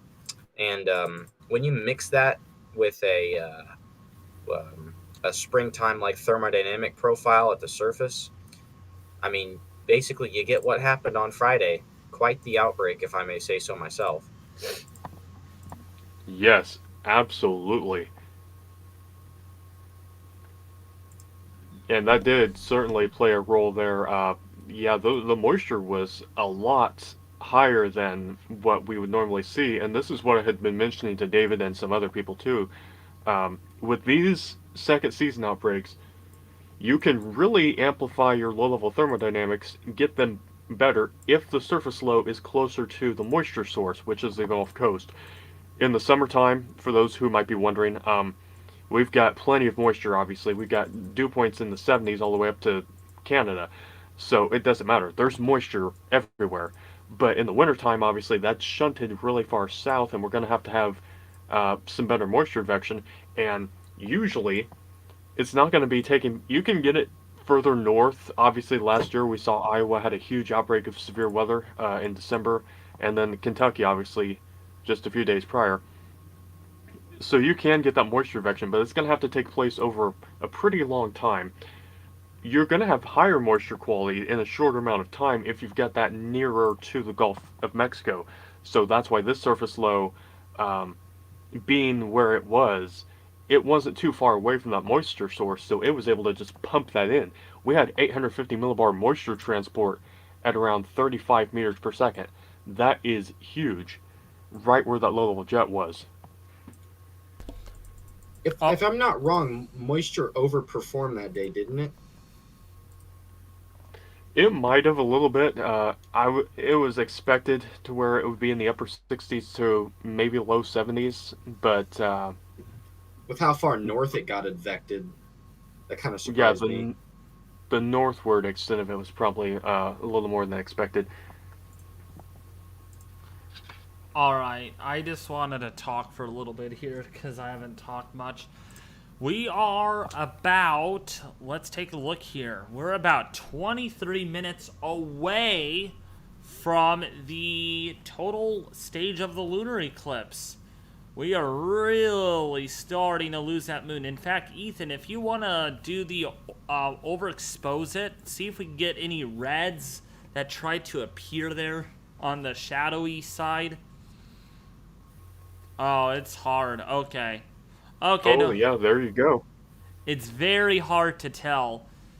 But as the moon, or as the Earth's shadow continues to move across the umbra of the face, we should start seeing reds and golds to really shine through there. Like what Ethan is saying, we got some high clouds in that area, and that's why there's a little bit of a foggy looking halo there. And hopefully those high clouds could thin out a little bit more. Yeah, hopefully. We've still got the very peak of the Umbra, I believe, is in about an hour and 5 minutes, so we should be pretty good on that. But you can see anyway. You can start to see some of that outline showing up in red on the camera view. That's beautiful. That looks really nice. Thank you. Alright, if you guys want to talk, I just wanted to Oh yeah, explain. no, you're fine. Yeah. I'm sure everyone likes the weather talk on the weather talk side of things, since this is not really weather related. It kind of says it all. By the way, before I kind of let you guys talk a little bit, I'll still be here, of course, watching the lunar eclipse. Is after this stream is done, I'm gonna probably end this at 3:45 in the morning. I'm gonna start up another live stream, and that's gonna be weather related, and that's gonna be on this powerful storm that we are currently getting right now.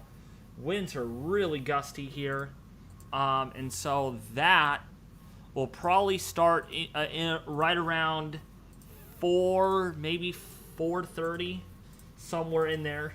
I've not picked an exact time yet, so I'll probably end up live streaming that because it's gonna get really stormy here. Heavy rain, strong winds, lightning. It's gonna be pretty wild here for several hours. All right. Oh, absolutely. I need to make a quick adjustment, so I will be. I'm gonna mute for a minute. Okay.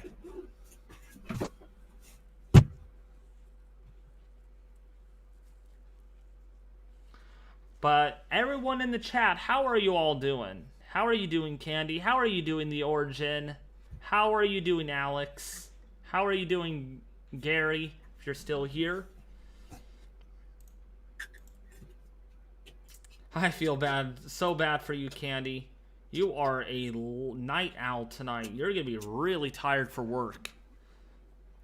You're gonna be absolutely exhausted. I will be right back. Okay.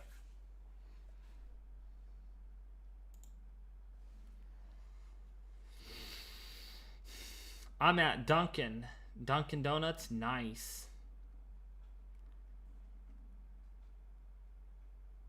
That's good, Origin. Why? Oh, you're concerned? Yeah, because of our storm, yeah. It's definitely breezier. It's definitely windier, according to my NWS weather station. The Candy S weather station has average winds at 7.9 now, so it's definitely picked up.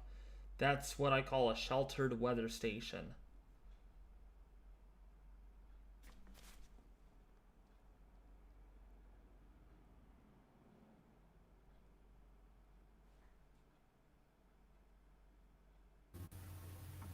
Okay, I got set up. My goodness. I could hear the wind sitting in this chair just a little bit. Oh, your wind is picking up that much? Yeah, I could hear it. I'm sitting in the chair right now. Dang. Yeah, it is. That's a pretty fast. It is really whipping outside. It is 51 degrees, Ethan. So it's still warming up a little bit, and the pressure down at 29.69 inches. Oh, wow. Get some moisture transport going, or some warm air advection, I should say. And the I'm pressure still stuck on this And severe the- weather. and the pressure is dropping too. Nice. James should be back really soon. Oh, did he go for a minute? Yeah. We're 18 minutes Okay. away from totality right now. Yeah, as you can see in the video, there's very, very little of the moon that is left really bright, and we've got that increasing orange area showing up. Yup. Beautiful. So beautiful. Absolutely. Get a raid suit and get in the tree, ginkgo tree, David. No, I'm not getting in the ginkgo tree. Bro, if I squint, I can see a red tint on the moon. The covered side, though. Yeah, there's a little bit of red showing up. Yeah, you will be able to see it better, everyone in the chat. Um, you will be able to see it better once that white, bright part does go away completely, because then we will see the entire moon be orange and red colored. It's gonna be beautiful. It's gonna be great to see.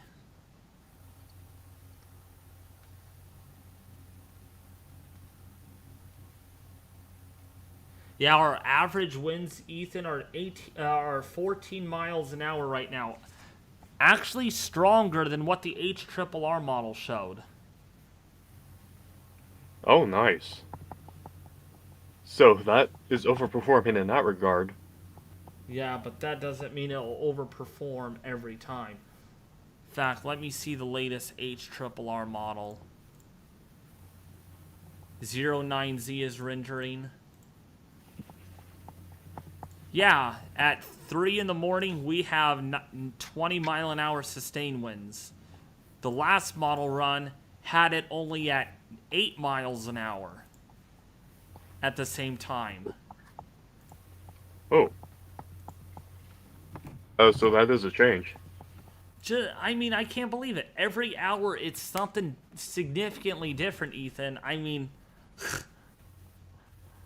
Yeah, especially with models like that to try to pin down fine scale details.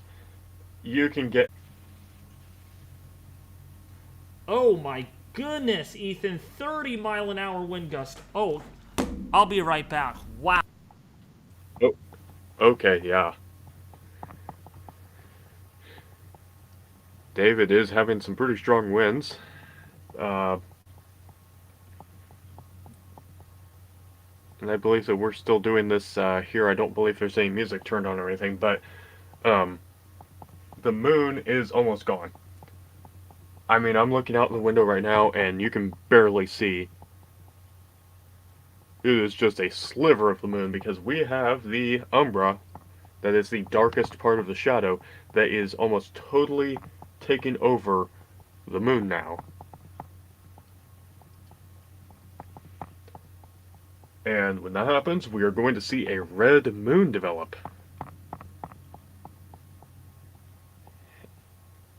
Angus, the clouds are thickening in Missouri. Could see pretty good for a while. That is unfortunate that your view has changed for the worse in that regard. But at least we've still got it here on the stream for everyone to see. That's the point here, that we want to share this with everyone who might not be able to see it, or perhaps they could watch this stream later if they are, not wanting to get up in the absolute middle of the night, because this is really, really uncomfortable hours. But certainly a very special lunar eclipse we've got going right here. This will be the last lunar eclipse, total lunar eclipse that we have here in 3 years. I am So- back. Okay, welcome back. Hopefully, this storm could hold off for another hour and a half at least, because boy, those winds. Yeah, they sound like they're picking up. Yup. Yeah, funny enough, Ethan, the winds go from 20 miles an hour at 3 in the morning to now 2 miles an hour at 4 in the morning. There's some variability there. I do not like that. HRRR is wild sometimes.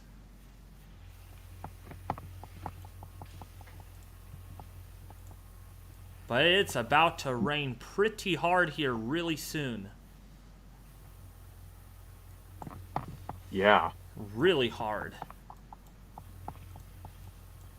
The HRRR, yeah, you can get some variability there, and that wouldn't be too surprising to see something like that, but,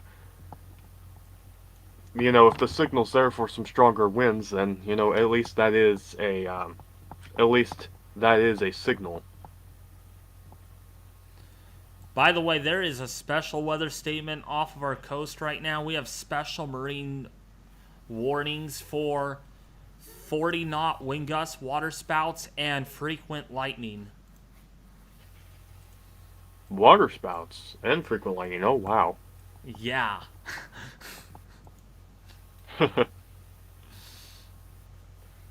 That's gonna Pulling out be... all the stops. Yeah, it is really, and there is medium to dark red over the Bay Area, and that's headed my way, so we are going to get slammed. It's just going to be dumping, dumping, dumping. The origin, it's just a crescent now. Yep, you are right. You can barely see the light on the moon anymore, and that orange is really starting to take over. Yeah, when it gets a little bit more covered, Ethan will readjust the exposure.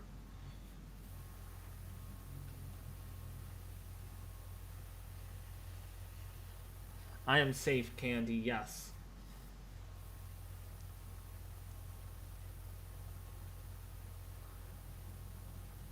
I am back. I was placing my order.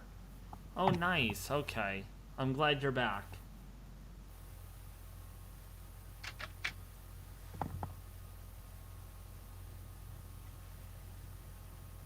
Alex Miller, if you don't mind me asking you, do you work at all? Because I don't know if you go to Dunkin' Donuts every morning. If you go every morning, you must work or something. I'm alright. I'm here. 10 minutes left until totality. Yep, we are almost there. And when these winds really pick up even further, Ethan, Alex Miller is going to get really agitated. I would imagine. He's the water boy.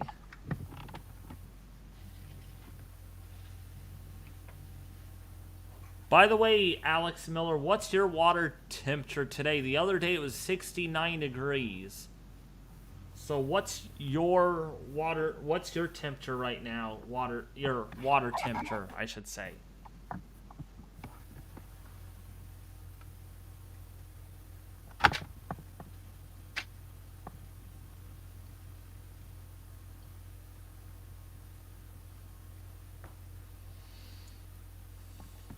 Oh, whoops. I am not getting in the ginkgo tree. No, I am not. Okay, we're back.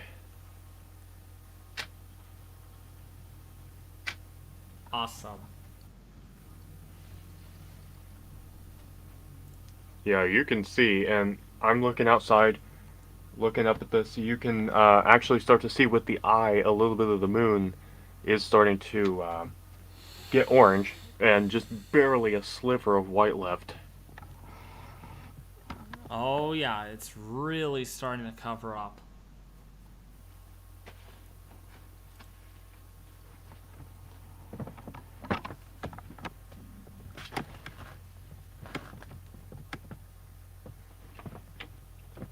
So what's your water temperature, Alex Miller?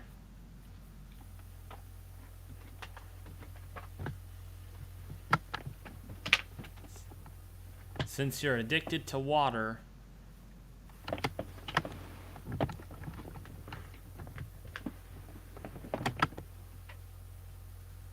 Ooh, it's raining really hard. Oh, nice. I'll be right back, Ethan. Yeah, okay.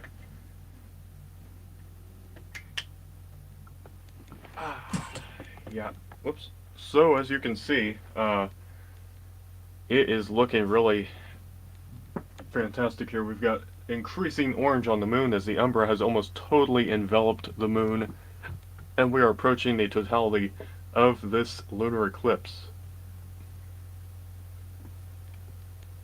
Again, this is a live view from northern Indiana. A live view of the real moon, showing us a really nice view of it. My camera is holding up pretty well to this too. I've never used it for this purpose, but giving us a really good view of things I'm back. to this point. Okay, welcome back. Alex Miller, water temperature 32 degrees. Wow, you really do cool off that quick. You must be very shallow in depth where you're able to cool off very quickly.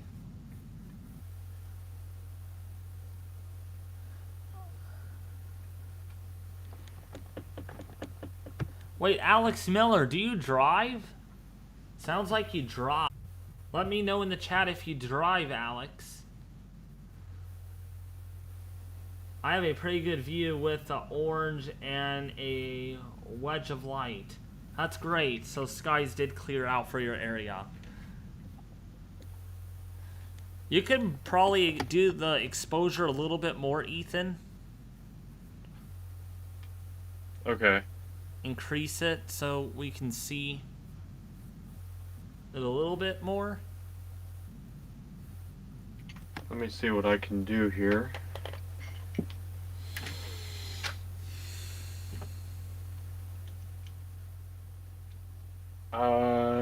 I need to change. Wait, I don't need to. No, I do need to change the battery. Okay, this battery is acting really strangely.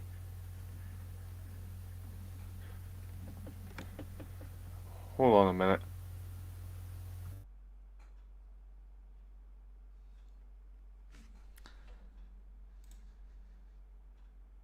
Hey everyone, how are you doing? Hopefully you all are doing great. It is definitely raining outside.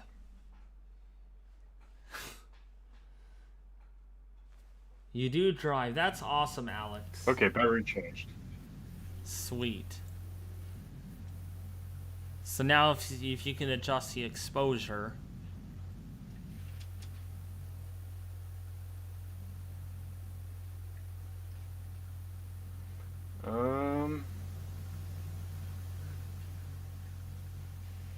This appears to be the best I can do, actually. Oh, okay. That's fine. That's pretty good. Yeah, we've still got some upper cloud things concerns, so that is lessening the brightness to a degree, but you can get the idea of the shape and the coloration change. Oh yeah, there's definitely some gold in there. It looks really nice. I just took a picture of it. I'm gonna send it in chat. I don't have the best camera equipment ever, but there's my picture of the blood moon right now. Hold on, you guys. Nice. Ooh, that's really nice. I really like that. If I had a longer lens, yeah, if I had a bigger lens, it'd be even nicer. But money don't grow on trees. Nope. That is for sure. Oh well, I'm happy with it. I'm gonna wait till it gets even more red and then see how I feel about it. That is really nice. We are 95% covered right now with the Umbral, so we are close and close to totality.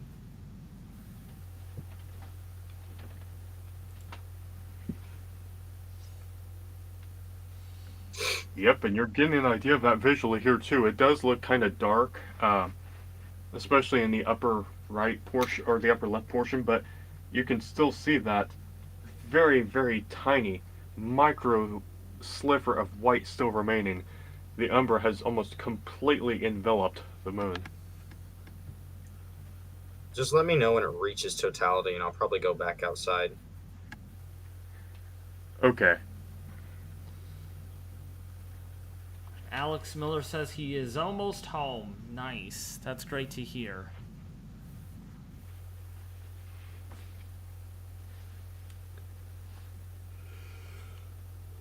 David, do you still have that counter up that shows when the total eclipse begins?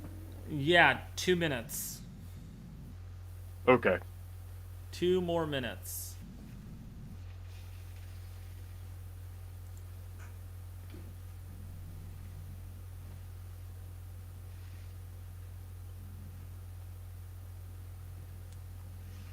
Yep, it's live. That's why, Angus. It's live.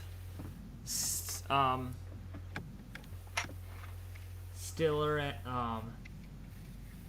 Stellarium. I think that's how you pronounce it. There's many ways.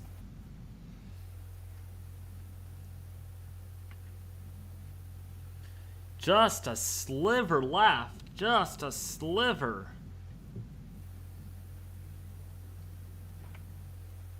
Yeah, absolutely. Once the rest of This that is light going- gets out of there, it'll be even easier for me to take a picture. Yeah, definitely. We should be there pretty soon.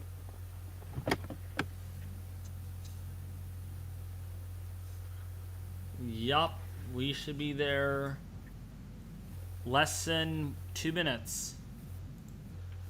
Less than 2 minutes.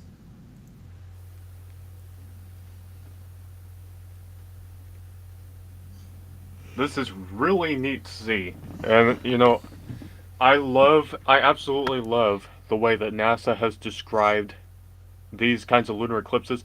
It's like all of the sunsets and all of the sunrises on Earth are right now being projected onto the moon. And that just is really amazing to think about, but it really just adds to the beauty of what we're seeing here. Exactly. 99% covered, Ethan. Yep, we are almost there. Jeez. Yeah, I should At probably go back 5:15 outside. a.m. Okay.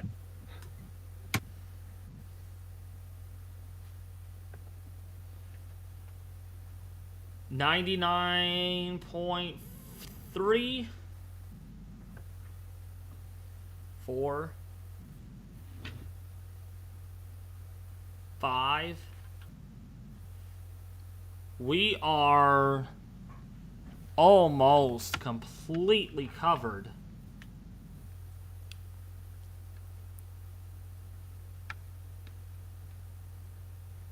And oh my, Ethan, we are close. We How to be. are. It is completely covered right now. We have reached totality. Yes, we sure did. And we have reached 22-mile-an-hour wind gust at my on my weather station. Oh, nice. All right, so the countdown is done for the night, I think. Because nothing's exciting after that. So we'll be in totality for an hour and a half, about. Yep.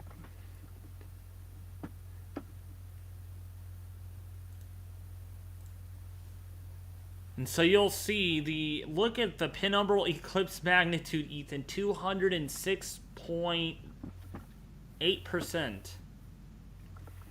Yeah, we've gone so far into the penumbral phase that obviously it's not even a factor anymore. We are now completely enveloped by the Umbra as well. Yup. Max is not here yet. The maximum is a little... I think maximum, let's see.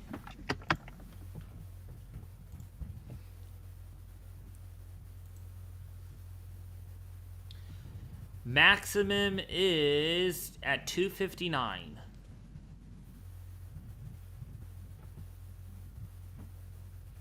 Yep, that's what I'm looking at about here. Okay, it's still completely covered until 3:41.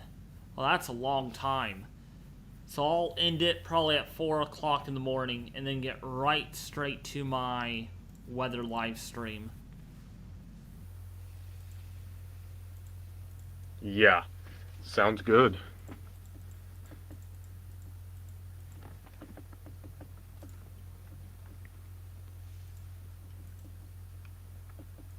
So this is really neat here, and again, for anyone who might have recently joined, this is a live view of the moon from Indiana, as we have now entered the totality of this blood moon lunar eclipse.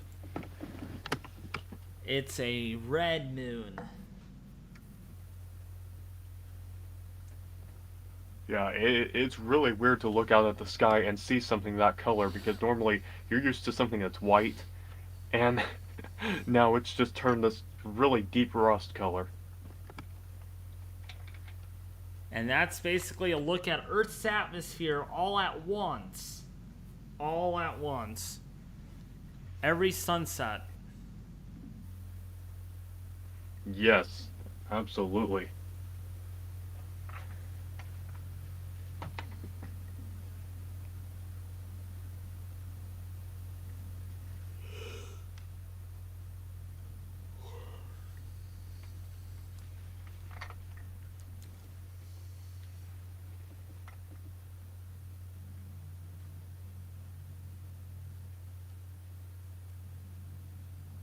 So we're gonna stay Low clouds developing from about Minnesota into northern Louisiana. Those are going to be obstructing your visibility.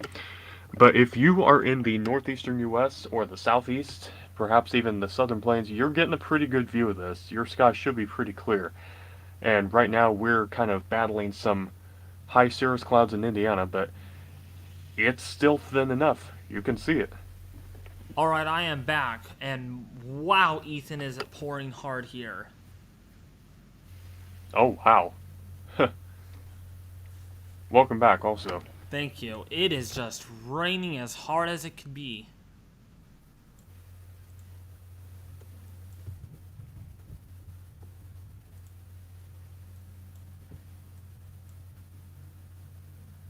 Boy, there is a lot of lightning off the coast of the Bay Area. Tons of lightning.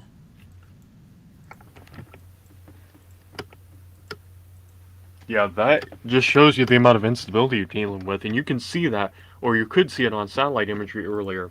That cumulus appearance, that means you're increasing the vertical instability as that cold air really comes in the loft. Oh wow, Ethan, we may have a strong water spout off the coast. Oh, wow. That would be something. And get this, velocities, because the winds are picking up out of the southerly direction, velocities are between 45 to 55 miles an hour. Jeez. Yeah.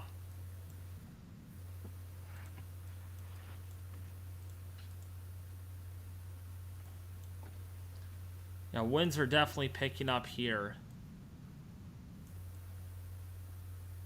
Based on the velocities on Doppler radar, we have velocities right around 20 to 35 miles an hour. Cool. It's and this is happening in the middle of the night. Yeah.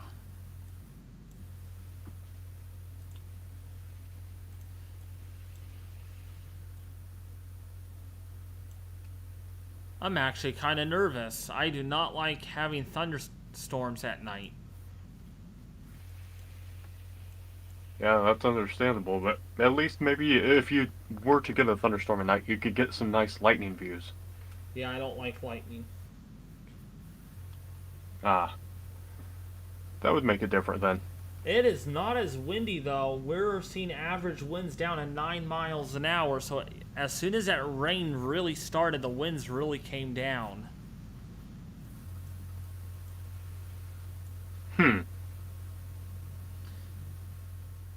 Yeah. Which is interesting because every time it rains, the winds seem to die down.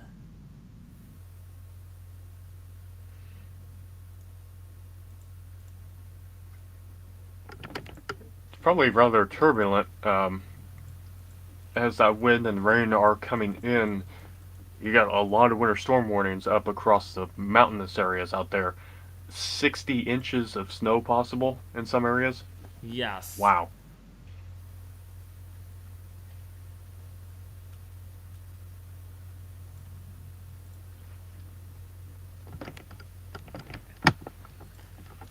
I'm going to have to interrupt the stream connection for just a second, and then it'll be back. Okay.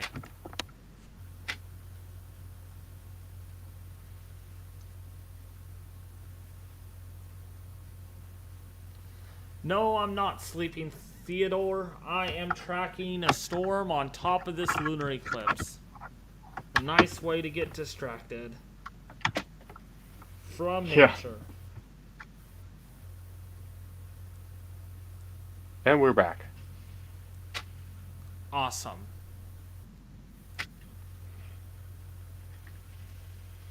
And we are doing very good on this battery. That other battery is kind of off-brand, so it can be a bit funky. But this battery is an official one, so it should do better. That's great. So this should last a little longer.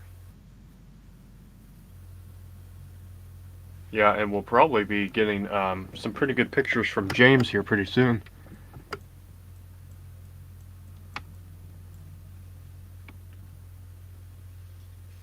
I wonder where he went. I haven't heard him. Yeah, he went outside. He's probably getting a bunch of different pictures to see which one was the best. Oh, okay.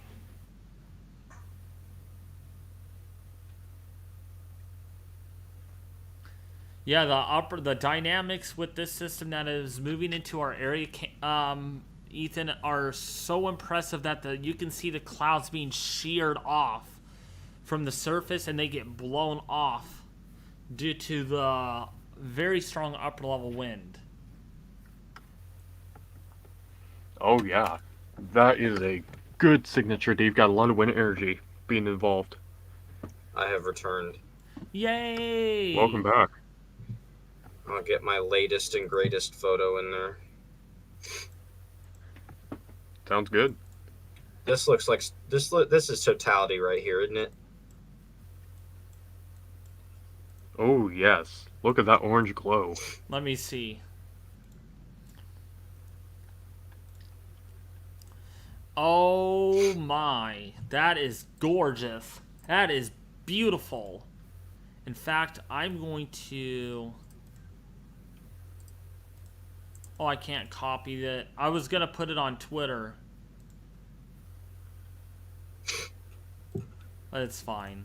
I love that though. That's gorgeous. That is just beautiful. Absolutely. Appreciate it, homies. I'm gonna start posting it on social media. Let's see.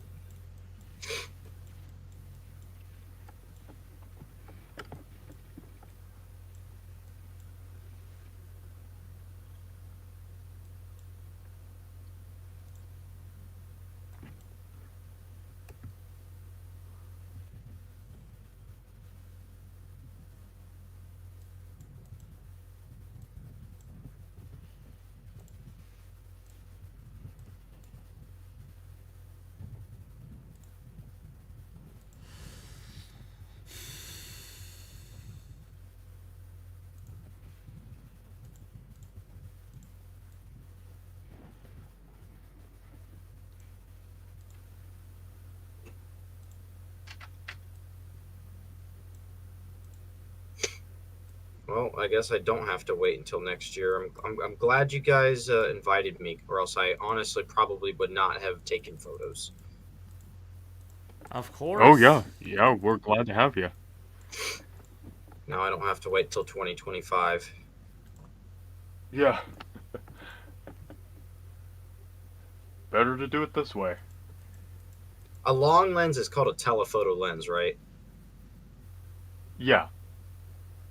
All right.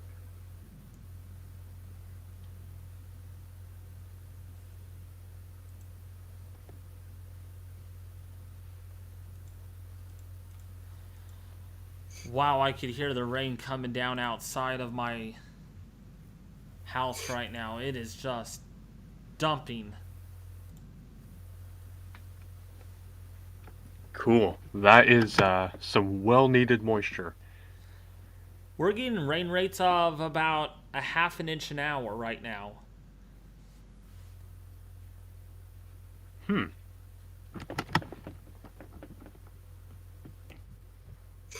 Thanks for tuning in, Sean. It's an honor to depending on how I feel, I might not even stream after this lunar eclipse. I can feel the tiredness.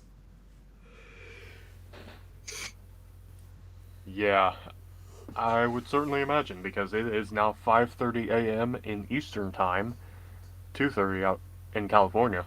5:30. I should be sleeping right now. Me too. But then again, what's a longer lifespan, I guess? Yeah, no kidding. I know Candy's gonna be very tired today when she works.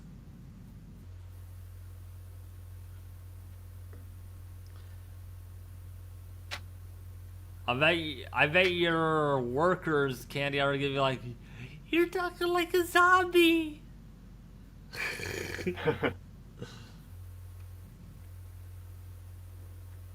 There's probably going to be a lot of zombies in the morning. Yes. Me included. Yeah. Same here. Oh, you're not gonna be tired for work, Candy? That's good. And you see, me, I don't have the advantage of being able to get a caffeine rush because unless I've eaten a lot of stuff beforehand, my body does not handle caffeine very well. As in, like, how? Like, you get sick, you... Yeah, I get like nauseated and really nervous. Like I'll just be sitting there and I'll just be tapping my foot nervously like I'm anticipating something, Oh, no.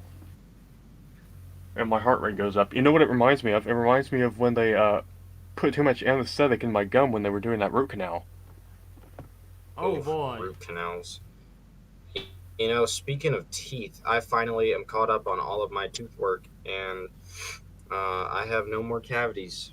So that's a W for me. You must I'm have had glad. a lot of cavities, huh? Yeah, it was a birth problem I had. I was really susceptible to cavities, so yeah. Wow. Whoa. Yeah, glad to hear that you've gotten that resolved and everything. Me too. I'm more concerned that My, I, Alex isn't back. I hope a werewolf didn't get him. I'm back now. I saw Socks and the orange and white cat together. Oh, okay.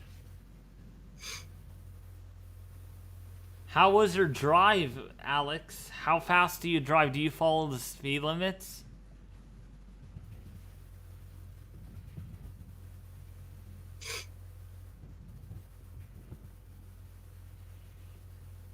Again, Alex, if you didn't hear that, do you follow the speed limit when you drive? I hope so.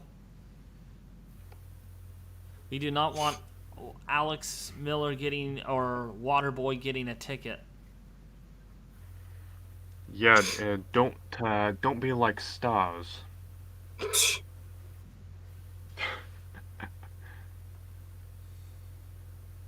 had to watch that the other day.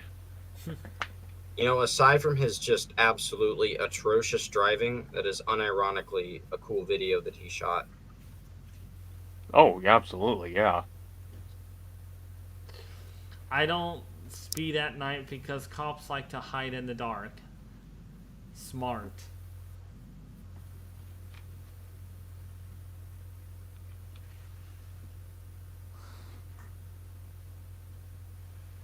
I have yet to receive a speeding ticket in my life, so I consider that a pretty good record. I still have never been pulled over. That's good. That's great.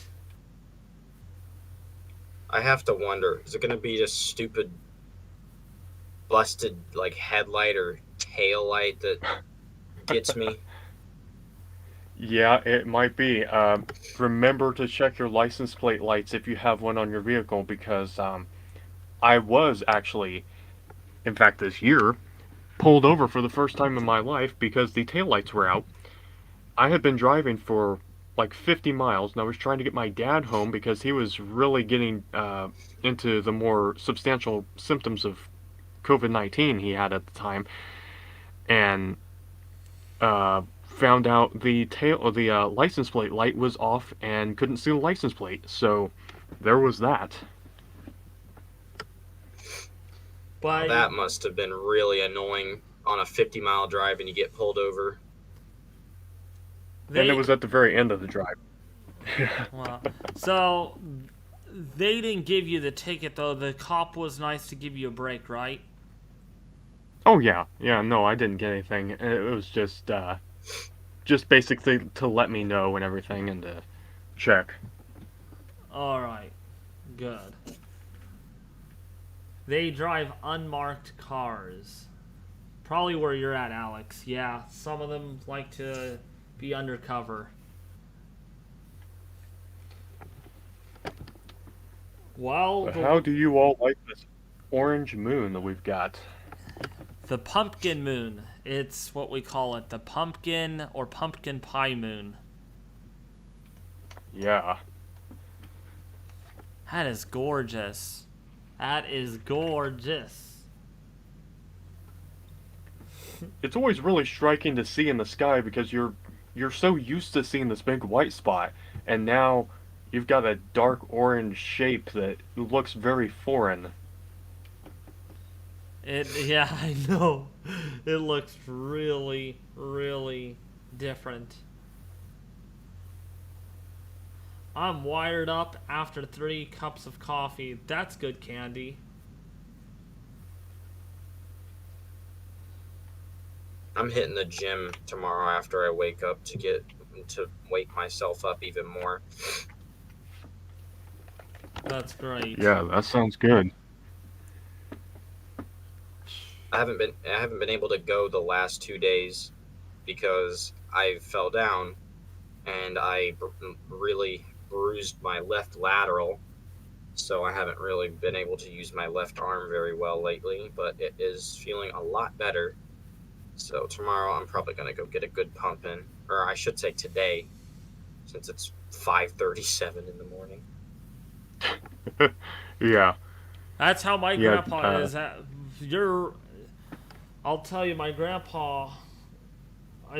Ethan, you didn't grandpa.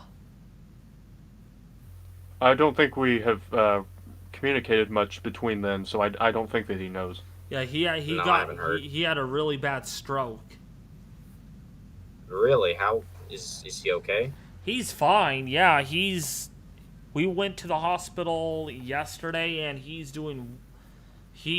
talked a little bit more. You could still have a hard time understanding with what he's saying, but he's getting better. And they don't know what caused the brain bleed. They don't really. He fell like 3 times prior to the brain bleed, but they think that was not the cause. I'm glad he made it out of it. Yeah, because those are not pretty. They still identified it as a hemorrhagic stroke, right? Yeah. It's due to a bursting a blood vessel. Yeah. Right. That would suggest that there might be some kind of there at least at that point had been some kind of underlying weakness in the wall of the blood vessel at that point. Yeah. Alex Miller says, David, I just found 2 stray kittens are letting me get closer. Oh, wow. So you got another 2... You got another 2 kittens, potentially? Dang, Alex. So you're going to And end up with a have... butt drop. You're going to have a lot of cats.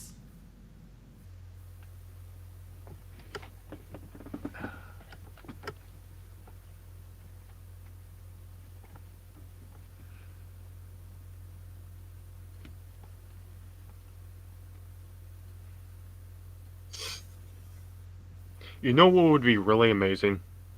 What's that? If you had this happen right here, with the moon being in its total eclipse, being orange, red colored, just brightly all over the place, and beneath it, but not covering it, you had a cumulus cloud that was producing lightning. Oh man. That would be That really would be neat. spectacular. Problem about that is I don't think you'd be able to capture both of those in the same frame because of exposure. Like, like Yeah, you'd have to mess with your exposure a lot for the lightning and the moon. And I don't think it'd be able to balance itself out. that would be a problem. Yeah. Oh man, I just got blessed on my Twitter feed. Look at this. Remember that ridiculous mothership in North Dakota back in July, Ethan? Check this out. Yeah, I think I do. Ooh, oh wow. Oh yeah. That, That wow. Let me yeah, see. me too. I gotta see this. Sorry. Oh, wow. Dang. I mean, you say perfect supercell, that's what pops up in my head. Oh, that is Yes. beautiful. Stacked. Yeah, it's completely stacked. I mean, perfectly stacked wedding plate tier mesocyclone. The coloring, it's so perfect. And the vault, there's a good separation in the forward flank in the vault. It's just perfect. Yeah. If I if I saw that, that would probably be the best moment of my entire life. Now put a tornado under it. Yeah. That would make it even better. Oh my gosh. We might have a supercell right off the coast of Santa Cruz near Pescadero in California. You need to look at that, James, on radar scope. That is a very impressive supercell.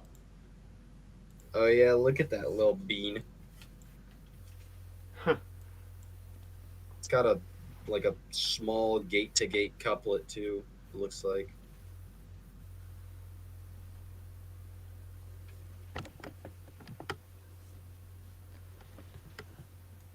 And Just so that you know, rain. David, the stream is going to disconnect for a second, but it will then come right back.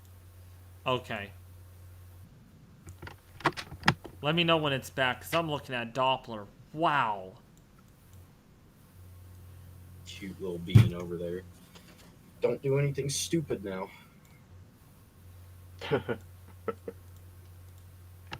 That is definitely a nice couplet. Wow. Some late night stupidity. Just Early every morning, I should say. it like reminds me of every time you look off of like the coast of the Atlantic or the Gulf, and there's just this leftover tropical system, and there's just like a metric crap ton of kidney beans out in the ocean. Oh, yeah. The stream is back, by the way, David. All right, Ethan, that storm, by the way, off of Santa Cruz in California has almost 70 decibels. Oh, that's some pretty high reflectivity. And that's coming down good. In fact, there's a special marine warning for 40 knot winds and water spouts. Did you check the differential reflectivity if there's any hail in there? Differential reflectivity, let's see.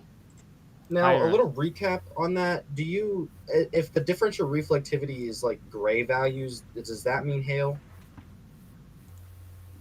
If its values near zero, because that indicates roughly similar vertical and horizontal polarized energy returns, so that means a roughly spherical shape. I see. Yeah, there's definitely hail in that. Oh, yeah.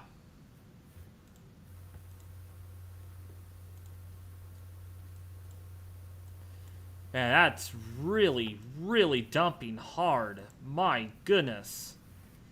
That rain is just dumping, dumping, dumping. hydrometer classification classifies it as hail, rain, and large hail in some spots. Now, mind you, there's beam height with this. It has beam height of about 2,000 feet.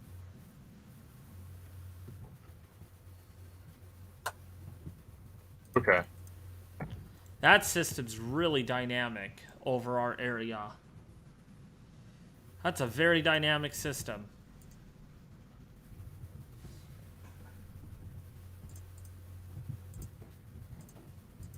It's the Alex Miller storm. No, I'm just kidding. And I really wish I was closer to that tornado I got in Indiana this year in June in Arlington. I really do wish I set up better. Yeah, but it was not, the Indiana side of things, obviously, not producing as well as Ohio. I don't know why that's been the theme this year for Indiana, has been not the greatest on, especially tornadic storms. I mean, we haven't had the northern Indiana area. I think we've had maybe 2 tornadoes in the whole county warning area in the entire year.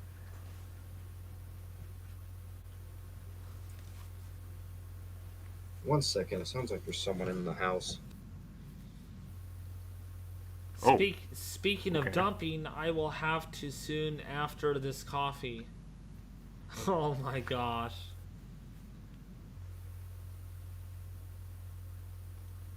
You're hilarious, Alex. Oh my gosh, I'm tired. I thought I was gonna make it through the night, but I don't know.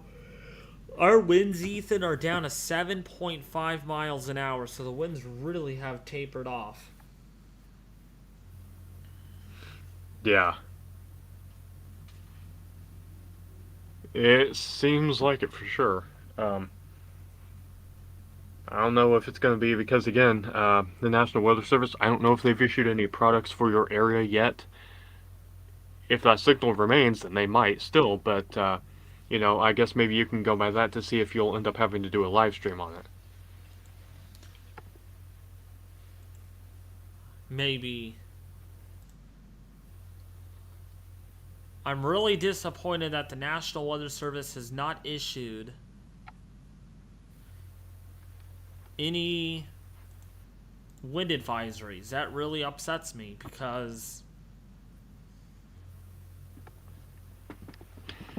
Yeah, you'd think that's kind of surprising.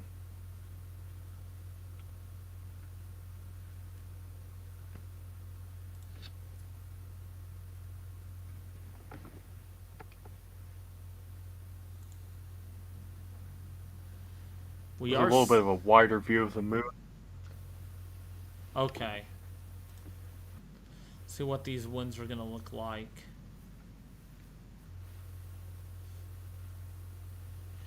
Yeah, winds are going to be on their way up.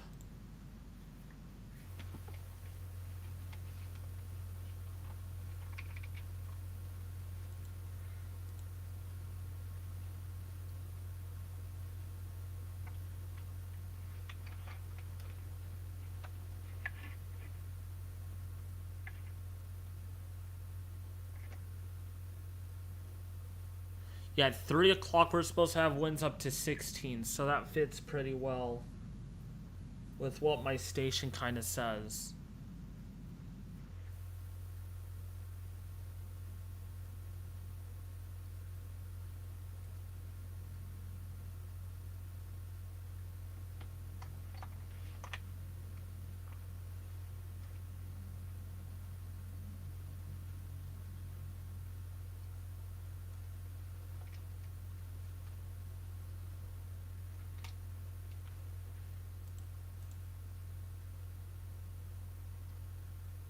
Shoot.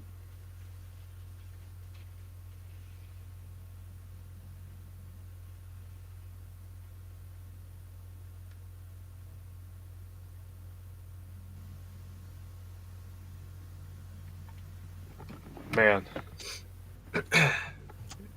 I have returned. Yay. Welcome back. No intruders? No. It's just my brother letting the dog out. Ah. That's a good thing. I'm just not used to being up this late and hearing people in the house before my dad gets home. So I kind of was like, Yeah. what's that noise? So, yeah. Two of them are having a Yeah, smackdown, that's Alex says. What else is pretty, he saying? pretty unusual situation. Right. I don't think I have been up this late since the spectacular shelf cloud we had back on July 6th. Oh, wow. You know, that one, honestly, I'm not going to lie. I don't remember getting the notification for that, so I saw that later than when you uploaded it. And it kind of took me by surprise. Oh, yeah. Yeah, sometimes those notifications are a bit weird, but it's certainly that and the pictures I got of it. Some of my favorites of the year. I mean, it's hard to beat still the July 23rd shelf. That thing was just a spectacular sight. But second best is probably July 6th. Yeah, that was an insane shelf cloud. My favorite this year was definitely the one I had on September 11th. Like July 23rd gave its all, but I like the really rough, turbulent looking HP shelf clouds that I had on September 11th. Oh yeah, that's understandable. That one was a beast certainly too. Even had that like QLCS feature trying to wrap up in it, and I had some amazing views of it. I got great still video. I enjoyed that day very much. Mm-hmm. Yeah, definitely.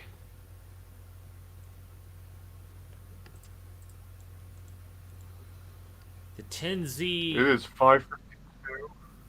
Oh, I'm sorry.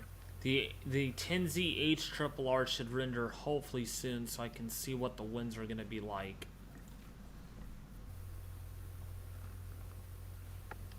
To Candy, yeah, if you California, you think they'd probably have some earthquakes out there pretty often. For anyone wondering, the camera shaking is on my end of things because this is my camera view from Indiana. Um, it does shake occasionally because I need to reposition it and adjust some settings, so you will see that occasionally. So, how exactly are you adjusting it while you're still talking sometimes? Is it like set up right next to you? Do you have like really convenient spot? Oh yeah, yeah, I have a very convenient spot here, so I've got everything set up in the same area. Huh. Is it like right out a window? Yeah, I mean, you've got it easy. I, yeah, I do, and that would be the best case scenario because none of my other cables are going to be long enough to be able to reach the camera and the computer and everything's going to be plugged in except the camera is being run off of batteries. I don't have an external power unit or anything. I gotcha. I've got uh, 3 batteries that I've been using that I've accumulated over a long time, and one of them I think is about to be fried because it only lasted about 20 minutes, but the others seem to be going well.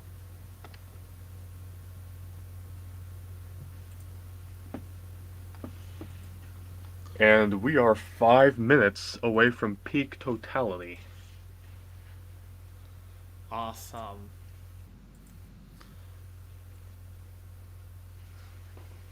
Ethan, have you been able to get any stills of it?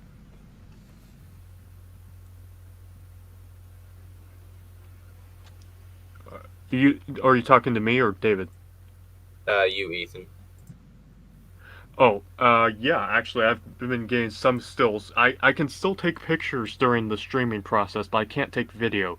So occasionally I disconnect it for a second, get some video, and then reconnect it. Gotcha. And I've also been getting a few clips with my other camera as well. Yeah, I'm just making sure because normally this is something that you'd probably be all over and I'd see on Instagram as soon as I wake up. Yeah, you probably will. I might actually be able to post one of them before I go to bed. Speaking of bed, that sounds real good about right about now. Yeah, I would say. By the way, Ethan, latest meso-analysis shows that trough is slightly deeper than most of the global computer models indicated. Oh, your trough out west? Yes. Good. That storm has like a legit mesocyclone in it. Which storm? Oh yeah, the one that's coming on shore. Yeah, That thing is really intense. I feel like I'm about to find the answer to why it has this in like 2 seconds here.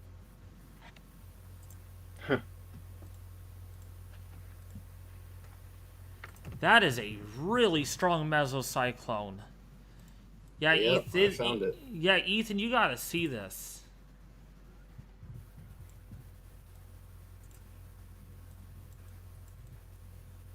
On your Um. computer. On your computer. Okay, I'm gonna open up the radar. I'm not sure if this is gonna slow things down any.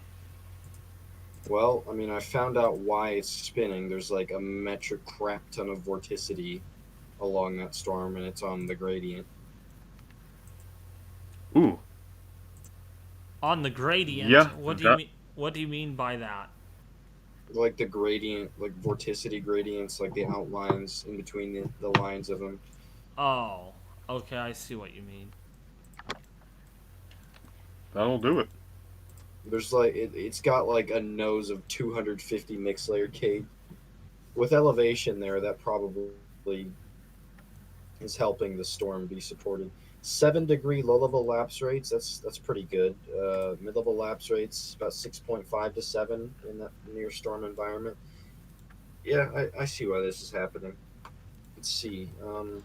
Wind shear, effective storm relative helicity, 50 meters squared.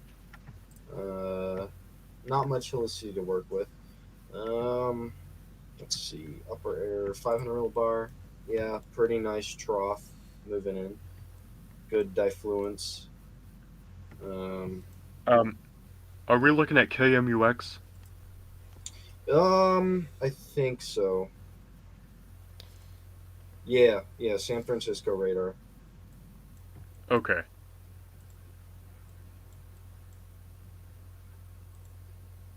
Check the Yeah, tilts in the meso. that's a nice little shape. Kind of got blobby in the recent frame. Right. That is gonna Meso, be quite the storm, though, when that gets into Swanton. meso doesn't really look super deep.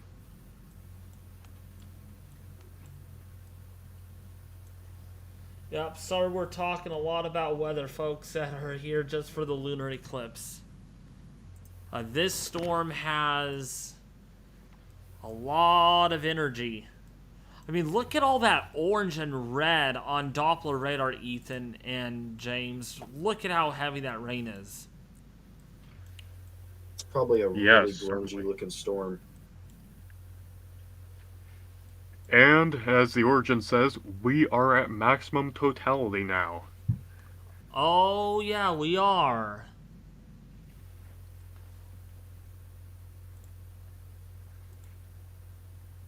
Moon's basically invisible now.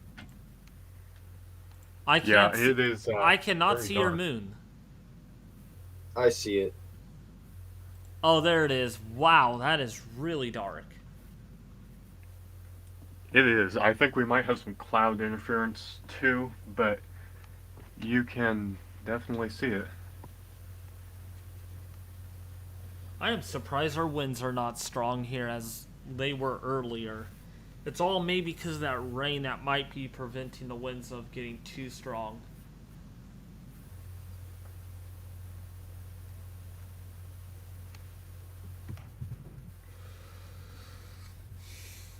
We have only. Gosh, I'm sorry. Go ahead. Yeah, we only have had a wind gust of 9 miles an hour in the last 10 minutes on my weather station. So it is really dead. I miss storm season so much. I need it back. Oh crap! Yeah, absolutely. 100%. I miss the feeling of my brain telling me to wake up without an alarm. Like here's the thing. I would set an alarm to wake up on a storm day because stuff's about to go down. But the thing is, I would wake up like an hour or two before the alarm goes off because my brain is like, "Wake up, dummy. You got to get ready." And screw your Yeah. alarm. Yeah, I get that. I remember, in particular, it was October 26th, 2010. Yes, that huge low pressure system. And this was my very first year of even trying to do anything regarding filming storms, my very first year of being interested in them. So, and this would be my first high risk in that kind of situation. And so I knew it was going to be big, and therefore I went to bed, young and excited me. Um, I went to bed and didn't go to sleep for probably 3 or 4 hours because I was just thinking so much. And then I woke up probably an hour earlier than needed. I always tend to do that for some reason, but hey, I'm not complaining. It just gives me more time to analyze everything going on. Oh, yeah, and more time is certainly something you'd need. Right.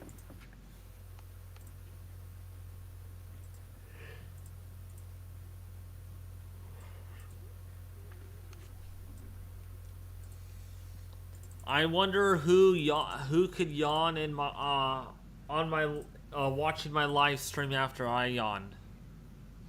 I wonder if my yawn is contagious. I just yawned. Oh my. I have yawning immunity. I just yawned again. So let's see if people in the chat start yawning. What's up, JMJ Show Channel? Welcome, welcome. Wow, our pressure's dropping quick still, Ethan. 29.68 inches. Yeah, that means it's still coming.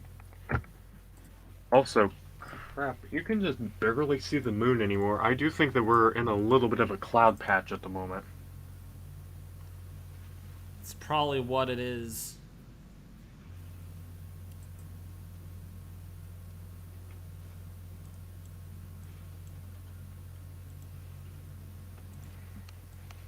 That would seem to account for it, so that's why you can barely see it on my stream at this point.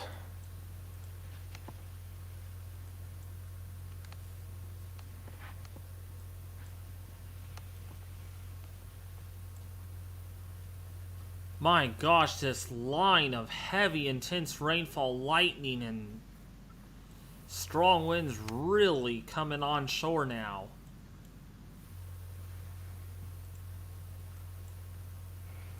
Yes, it is. And you've still got that special marine warning. Yeah, it's pretty rough.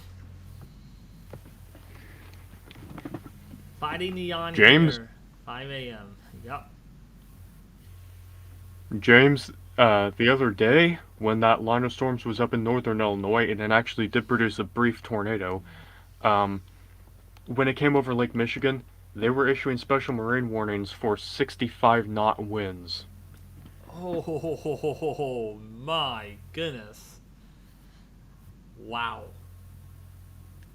Yeah, normally you see these have 35, 40, maybe 50 knot winds. No, these were all the way up to 65 because they had produced an estimated 80-mile-an-hour wind gust earlier.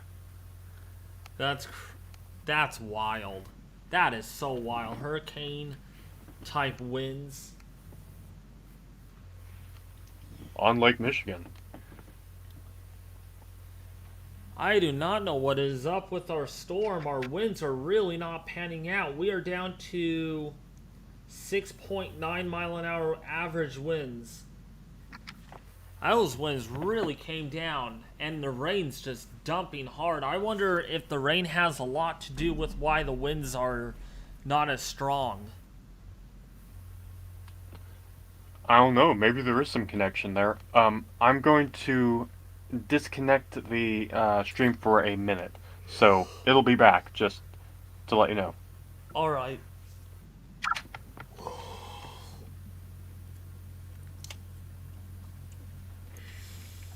Gonna see what I can get this way.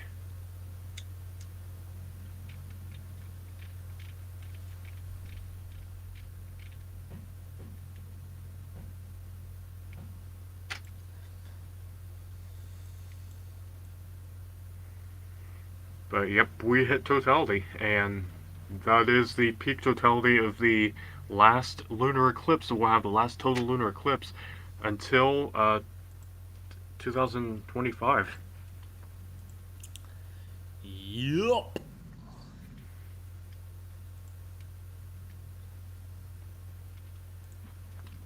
It's kind of amazing to think of.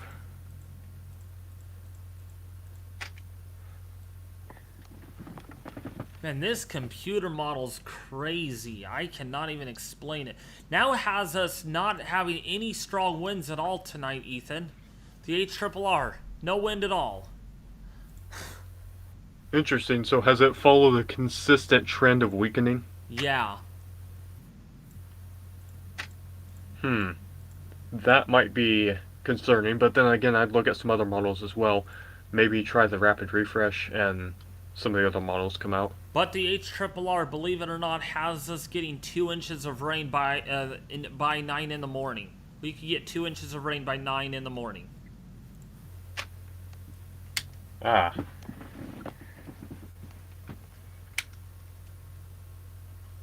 Which we'll see. I highly doubt it. I like the NAM 3 kilometer.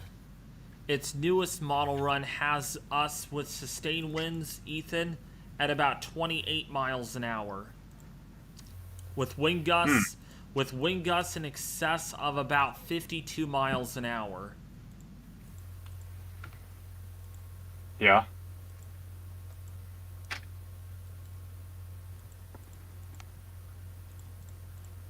I wonder what the winds are going to be around here when that storm system comes through. That cold front later this week.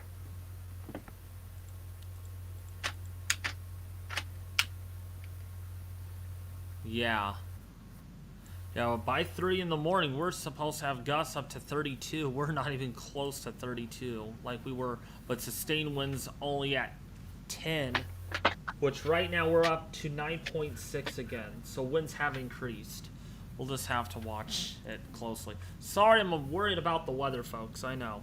It's not a lunar eclipse stream. Sort of not. Yeah, we cover a lot of topics. Yeah.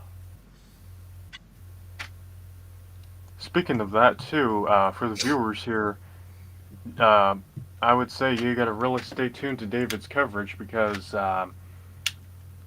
this week coming up, we got some pretty intense weather happening.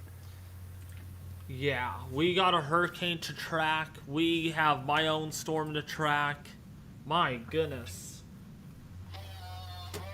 Alright, homies, I'm out of here. I'm hitting the hay. It's good watching the lunar eclipse with y'all. Yeah, absolutely. Glad to have you here. Thanks. I appreciate it. Good night, y'all. Good night. Yeah, good night. Yeah, as soon as totality is over, I think I'm going to head off and possibly start my stream. It all just depends on the situation. The winds are not performing like they were supposed to. So I don't know if I'm going to stream or not. It just depends. It just depends.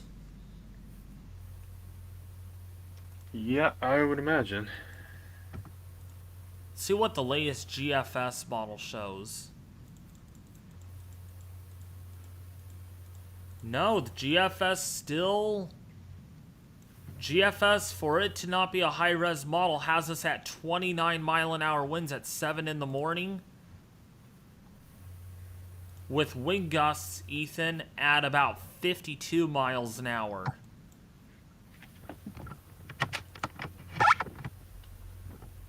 Yeah. Hold on, I'm trying to get things set back up on this. It doesn't seem to want to connect right now.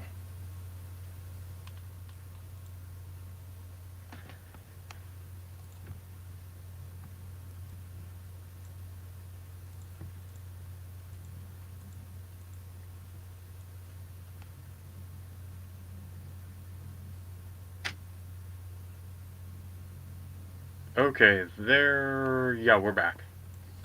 Sweet. And you can actually see it a little better now because those clouds have moved out. Yep, Or they partially moved out. I do see them. Yeah, they moved out a little bit.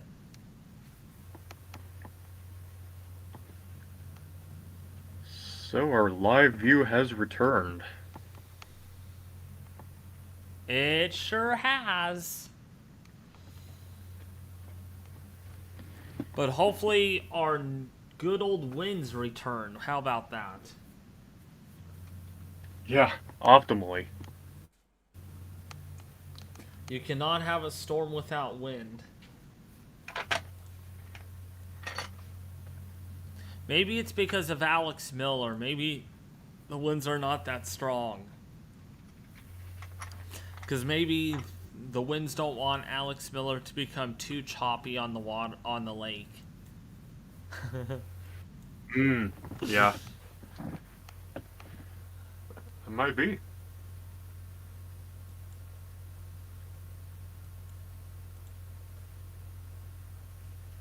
But that rain, whew, that rain is just pouring. Pouring, pouring, pouring.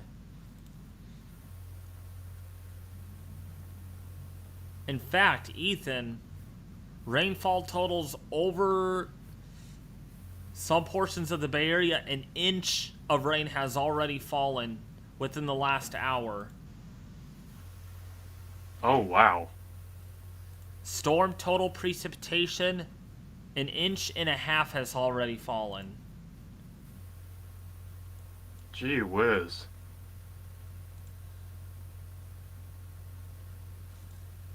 Quite the storm, Ethan, isn't it?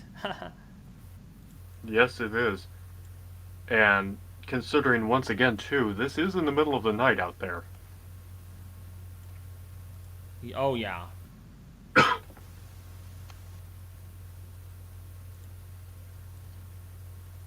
Wow, my Davis weather station's very accurate with its rain measurement. We have had 1/10 of an inch of rain, and radar estimates about 1/10 of an inch.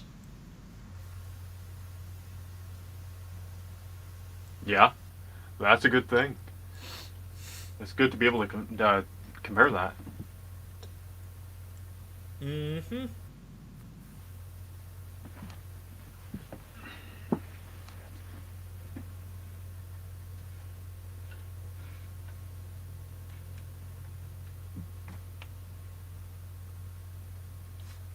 Hey David, are you ready for Christmas? Disney has their first party tonight. I am excited for Christmas. Of course I am.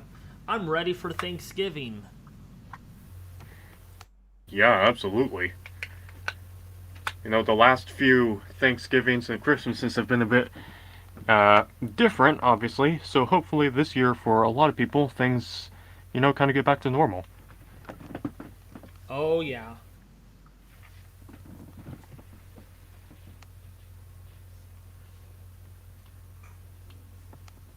But yeah, let's see. Alex Miller wave height is only 1/2 inch, about 5 inches high actually. So the waves are not as high over Candy Lake. You know I'm just joking. Yeah. I do not want to come across weird, but you know, I like joking with some of my viewers. We'll see if those waves get higher over Lake Candy as Alex Miller tries to get agitated.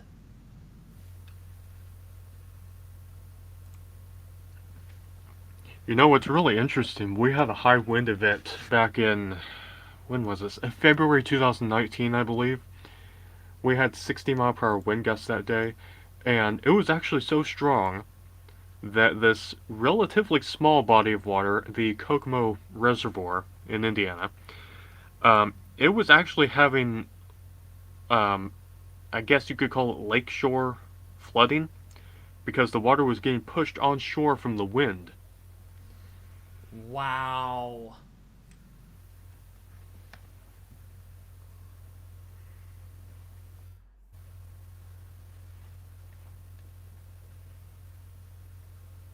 That's crazy.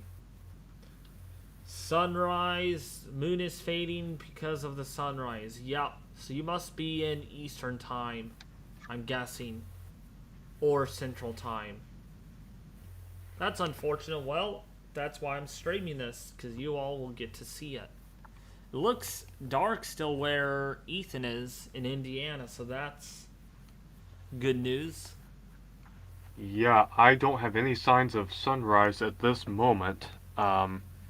We do still have some thin clouds that this moon is trying to go through, but we can still see it. Mm-hmm. That's accurate, David. Yes, my weather station is accurate. Oop, there's a little gust over over Candy Lake as Alex Miller gets agitated by a little burst of wind. Ha ha ha.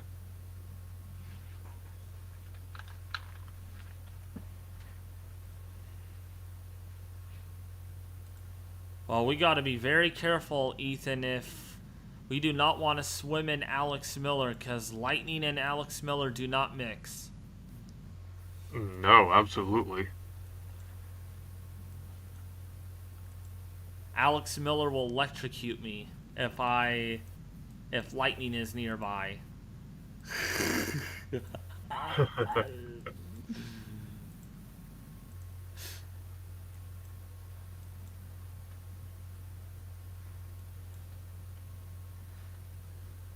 David, can you stream Thanksgiving? No, I'm not, Alex. It's my time to be with my family. You could stream Thanksgiving on your YouTube channel, though.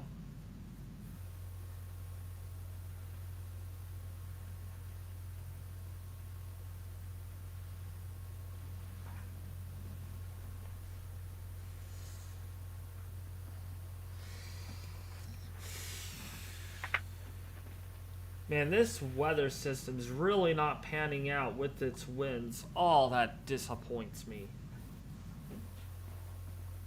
Ethan, we only have average winds of 3.1 miles an hour now. It really just has died out. Oh yeah, it sounds like it, unfortunately. But the pressure is dropping really quickly still, but yet the winds are not picking up. Well, maybe the high pressure is moving away, so there's not as tight of a pressure gradient. True. Could be one of the reasons.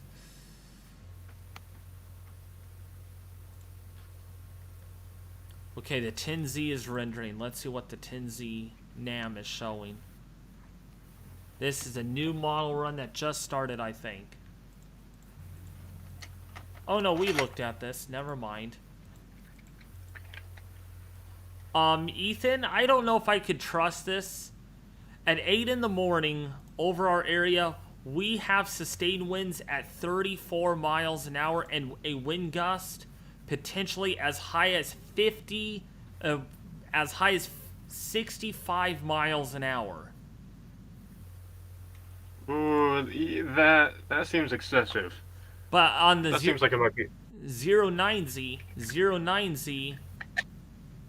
had it at 55 miles an hour, 08Z had it at 45 miles an hour. 07Z, 50 miles an hour. 06Z, 52 miles an hour. I mean, it's been consistent, but this one in particular, whew. Yeah.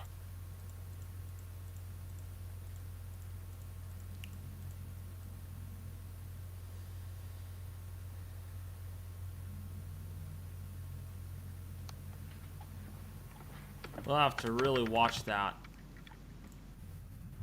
Also, hey, John, 54-2E, welcome. Yo, what's up, John? Can't see it. Clouds are too thick.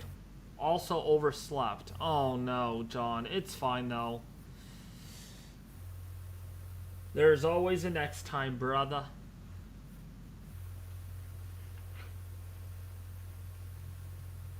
The origin,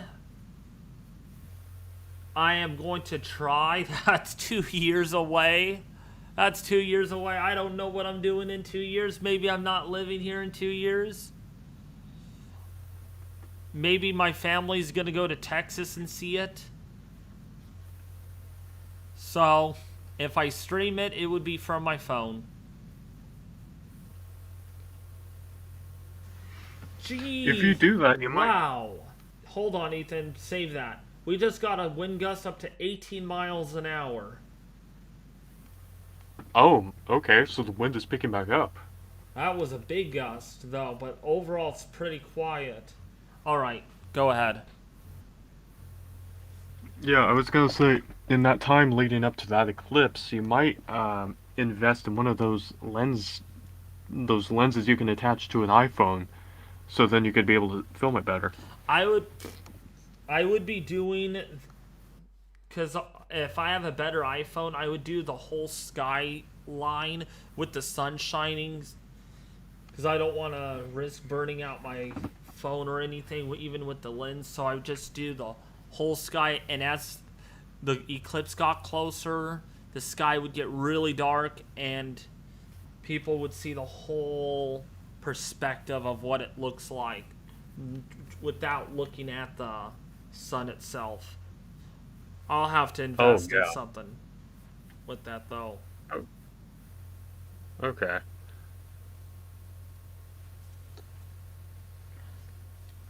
Yep, our average winds are coming back up. They are up to 6.9. Oh, just up to 7.1 now.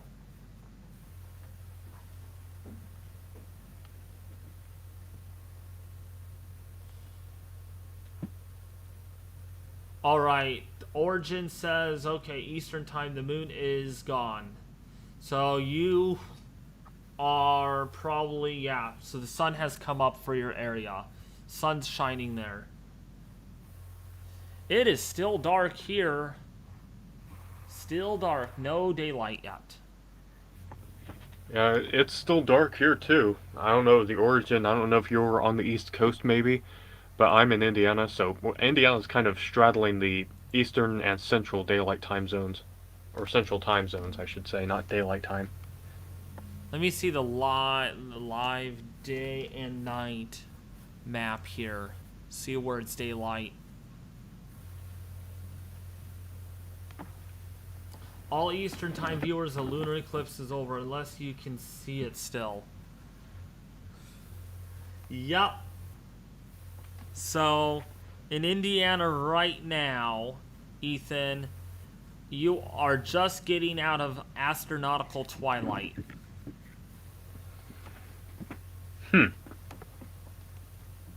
Maybe the sky's a little bit brighter, but it does not seem to be brightening up too much yet. No. Not quite.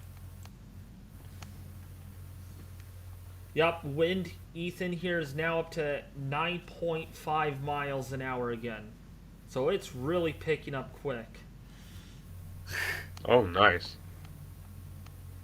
Maybe a little another whirlwind or something. Just kidding.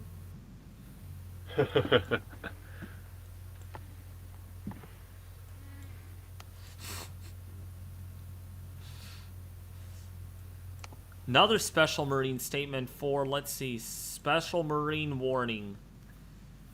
Wow. Dang, they even mentioned at 3:19 a.m.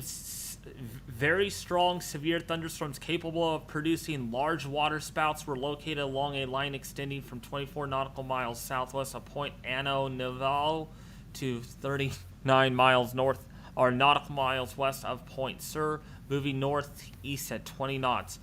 Large water spouts, wind gusts in excess of 34 knots or greater, and small hail are expected. Yeah,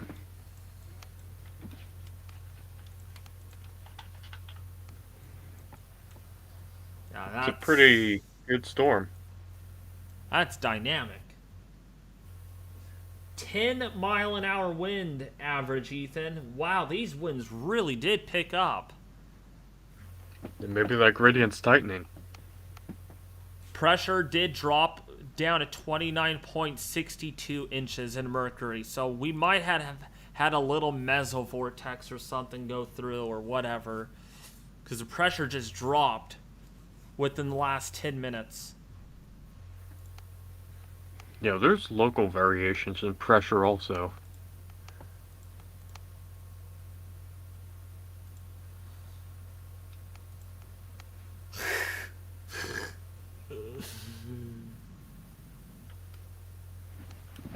It's close to the horizon, so where you're at. Okay, so you must be in the extreme northeast or something, or... Well, I can say the sky is definitely starting to get brighter here. Okay. Yeah. In the Indianapolis area, yep, definitely nautical twilight has begun.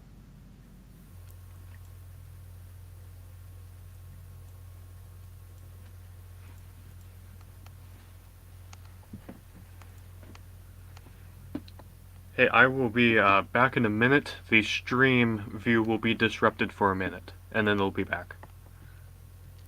Okay. Hello, everybody. How are you? I'm in South Carolina. Okay. That explains why you get light first, but you also get dark first. So you're in South Carolina. Yep. Civil twilight.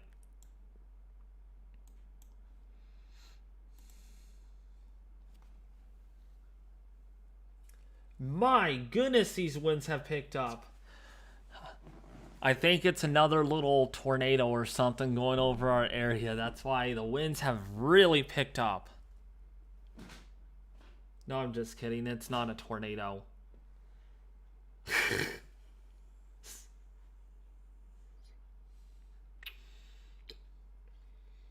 We are getting gusts up to 19 miles an hour again.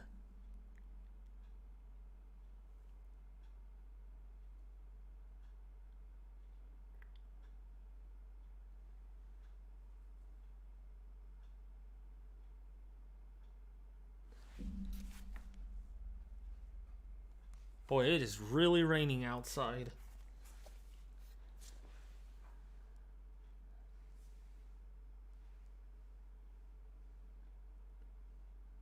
David, look at your window for werewolves.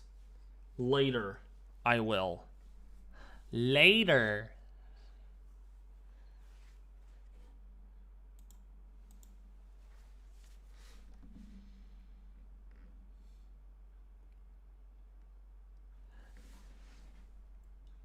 Wow, that rain is coming down good.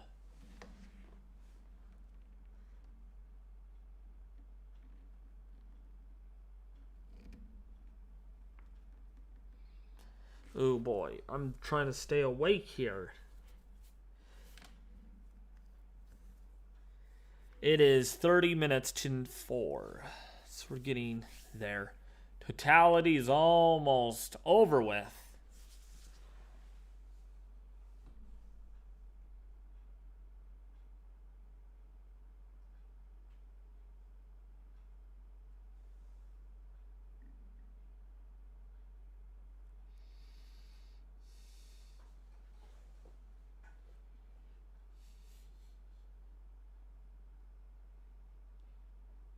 I am silly. Yes, I am, Alex. Let's see the wave height. Let's click on Alex Miller's name. Let's see. Wave height still a half a foot high. So you haven't gone any bigger. You should be getting bigger. There's a good fetch of wind right now. I know, Alex Miller. People do depend on me. But you know what? They also depend on you too. Because you keep Earth's climate stable. Without water, we would not be here living on Earth.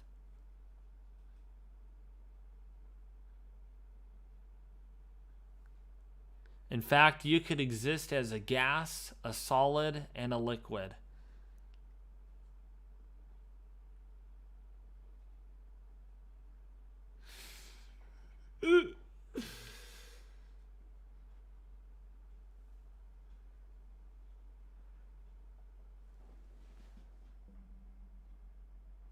It's raining pretty good.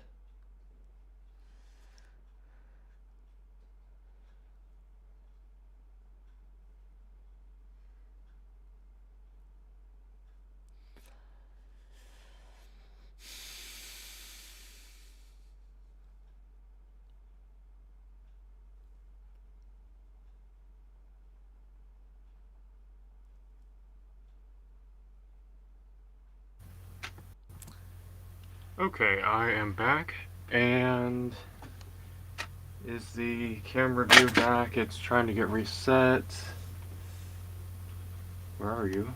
Okay, there it is.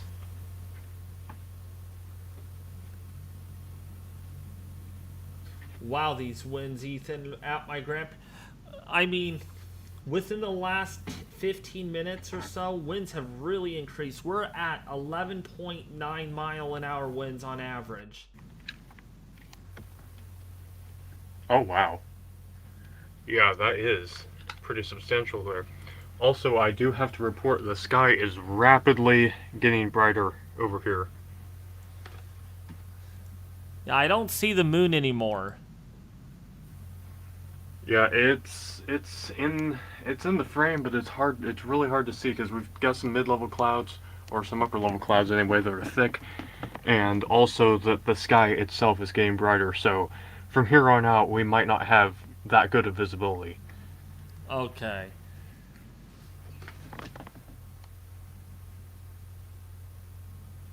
Yep, it's getting daylight. The sun is 9 degrees below the horizon for you, and then Origin, that is probably not here anymore. I don't know if he is. Sun is 4 degrees below the horizon. Yeah, it is. The sky is really getting brighter quickly. Yeah. Oh, yeah.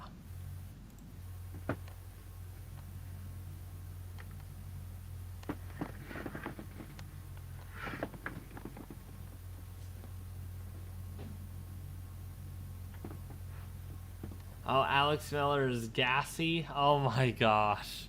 Well,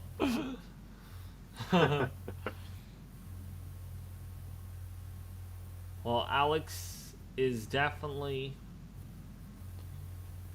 doing some ripples. There's some ripples in the lake, but not very high yet. Gotta wait for those winds to pick up more.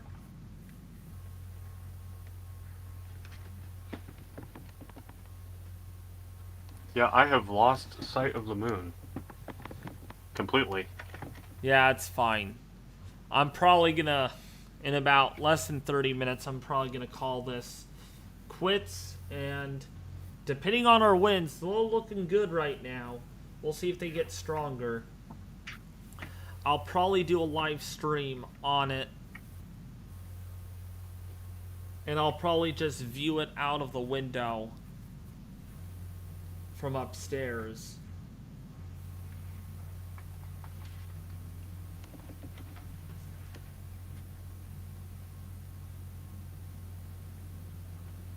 Depending on the winds, though. They're looking good according to the latest HRRR.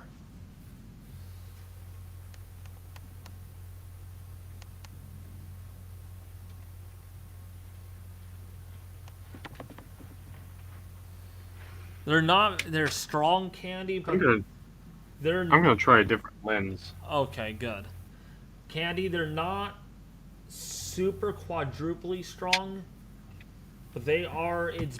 I would say it's a breeze. It's breezy, not super windy yet. So I'm keeping an eye on my weather station right now. It's not raining as hard as it did earlier.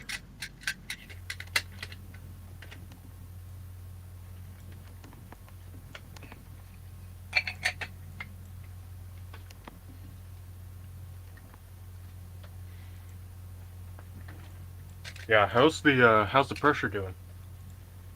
It is. It has stopped falling. It's 29.62. Ah, We should be getting these winds, though. These winds should start increasing a little bit more.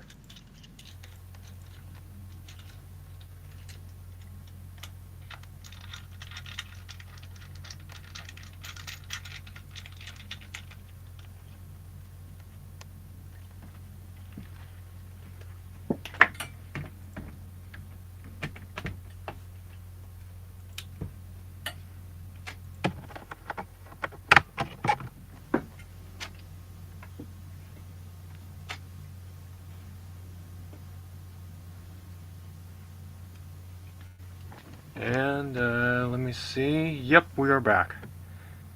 Alex Miller, you get in the ginkgo tree, or yeah. Or what I can do is put a bale of water and hang it on a tree branch, and then that's Alex Miller.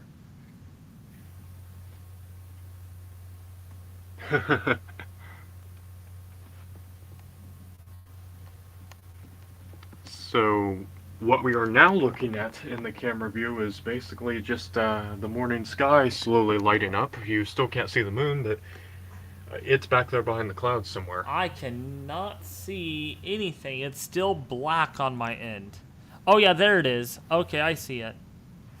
Yeah, I don't see the moon, but I do see the skylight. I see the lights and stuff at the surface. There's also a little bit of cloud there in the middle. It's really hard to see at this point, but a little bit.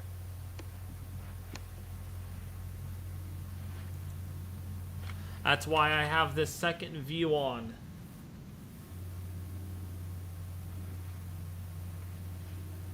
Yep.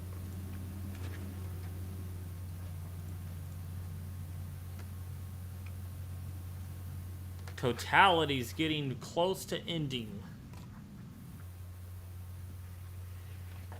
Yeah, when that happens, there might actually be a little bit of light try to shine through, but certainly right now you can't see anything. But I do have to say, this has been a really fun experience, and I'm really glad. I think the camera's out of focus. I'm really glad that we all got to share it together. We had James come on and everything. It's just been really nice. Yeah. It was a lot of fun. It was a lot of fun. Okay, that should be in focus. Let's see now.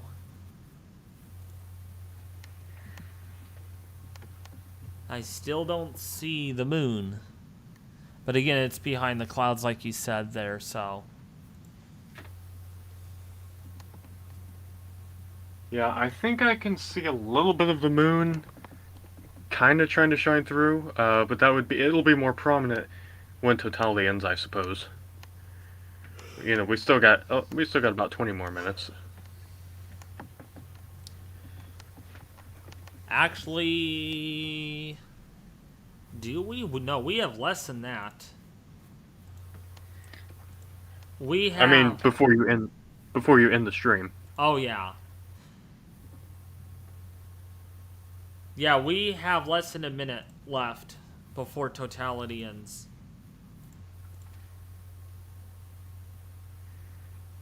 Yeah, it's really close.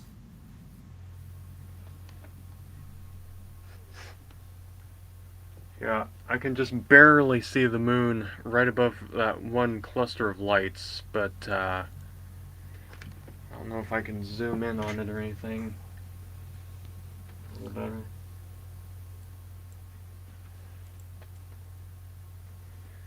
Yeah, that's, you can see a little bit of the glow. Yeah, barely. Oh, barely. Just barely. We have Just a little bit. we have less than 1% left before 100% ends covered.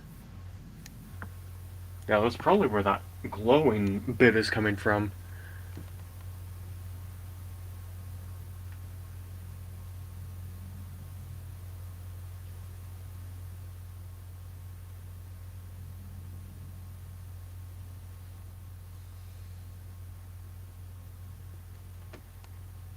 I have to feed the pets. Be right back. Alright, Candy.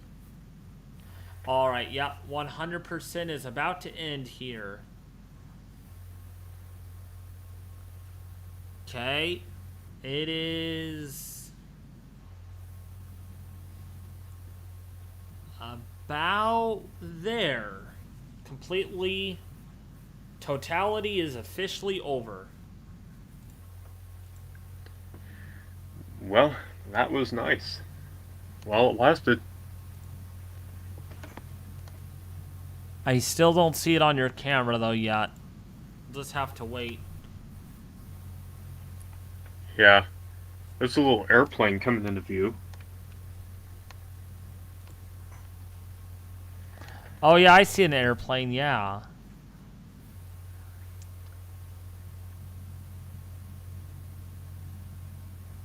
Oh yeah, you could see you're out in the countryside. That's cool. I like that. Yeah, that's pointed in the less populated direction. If it was to the south or to the east of there, you know, there'd be a lot more light pollution to deal with, and a lot more structures and trees and power lines and whatnot. Okay. That's a cool tower that's the lights flash on it. I like that. Nice good scenery. Yeah, I photograph out in this area pretty often, and I've wanted to get lightning strike that tower several times, but I have yet to achieve that. Okay. Oh yeah, there's a little thin cirrus band over your area I can see. Yep, that's really starting to light up too. Okay, there's the moon. I see it now. Okay, it's right there. Yeah, I can actually point to it with my finger, right at the end of it. Yep, right there. Yep, I see it right below that thick band of cirrus clouds.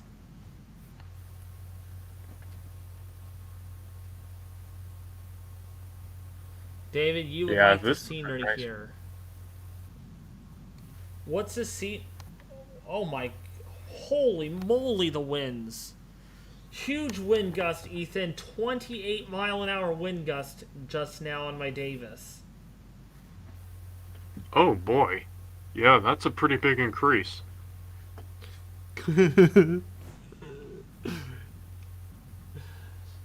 Let's see. So, what scenery do you have, Alex Miller? Can you tell me what's your scenery like where you're at? Wow, that moon really is starting to show through. Yes, it is. That's a beautiful moon. I can actually probably get a little better view.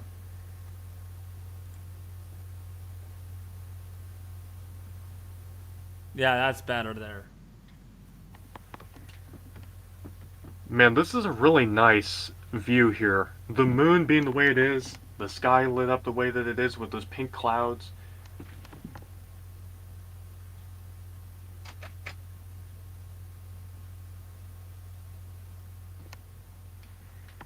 Oh yeah, it's beautiful.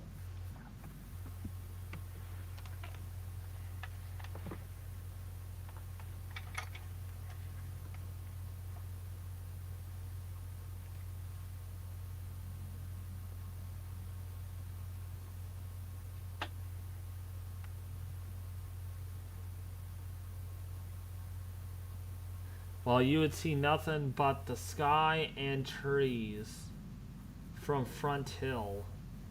From Front Hill? What do you mean by from Front Hill?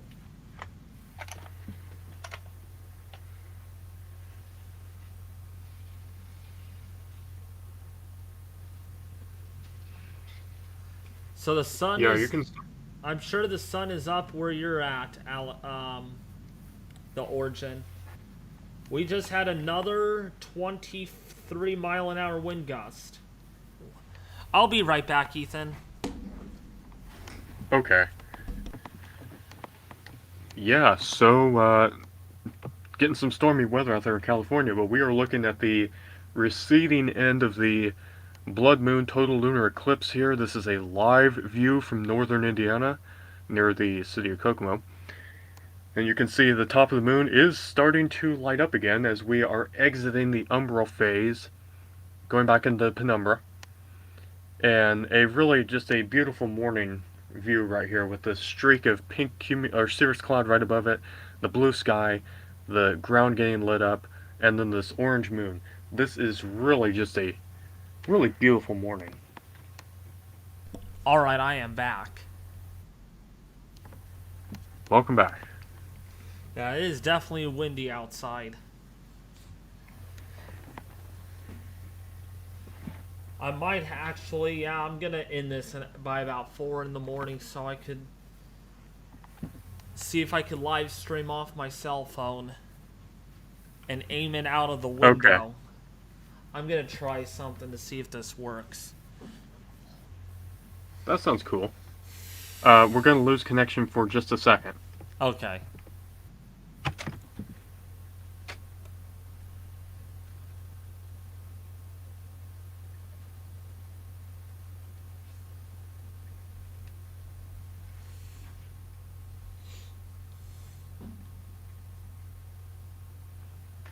Have you seen any werewolves from your window? No, I have not.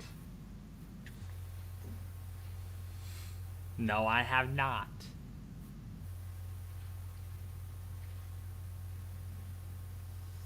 Oh yeah, Alex Miller's getting a little bit bigger with wave heights, now up to 1.5 feet. So yep, winds have picked up. And we're back. Awesome.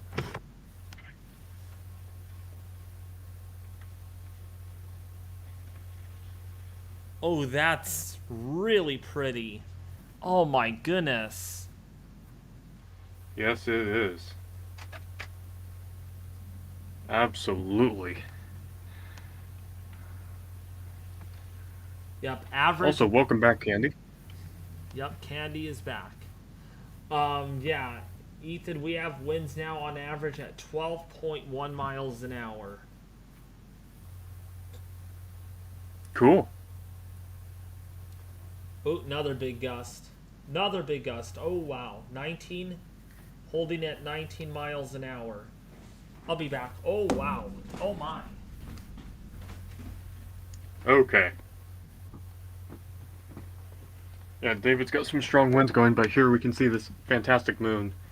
It is really just lovely to see.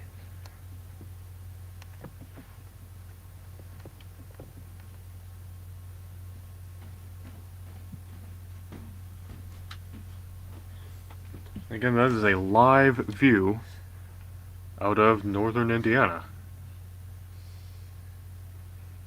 Yeah, that wind outside. Whew. That is really picking up.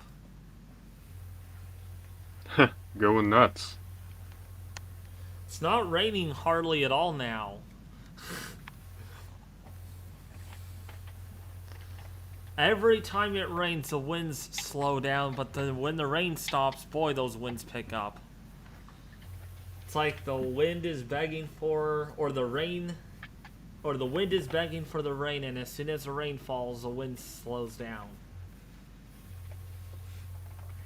Interesting. We're now at 13.2 mile an hour winds now.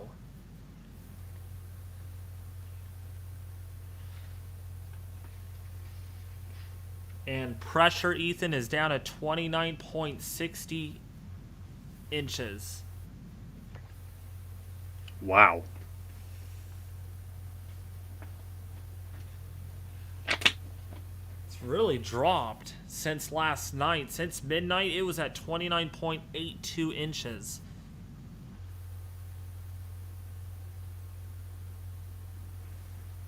Yeah, that you can certainly tell over that time it has changed.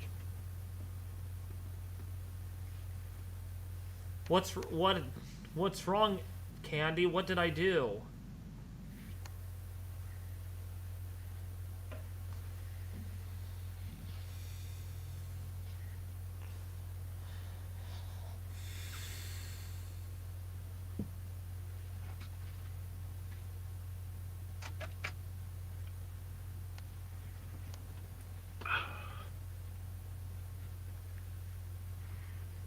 This is just a really nice view.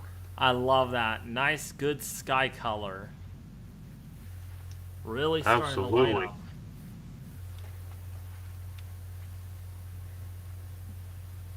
Yeah, pretty soon it'll get so bright you won't even be able to see the moon barely.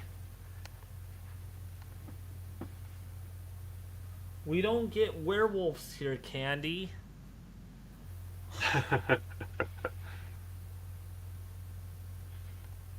Come on now.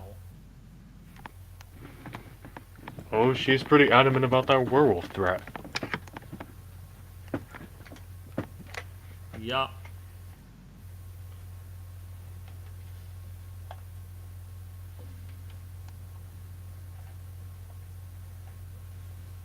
You could be a werewolf, Alex.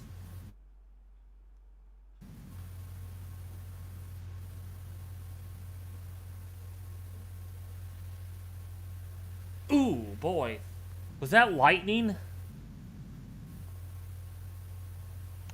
Oh, you got lightning there?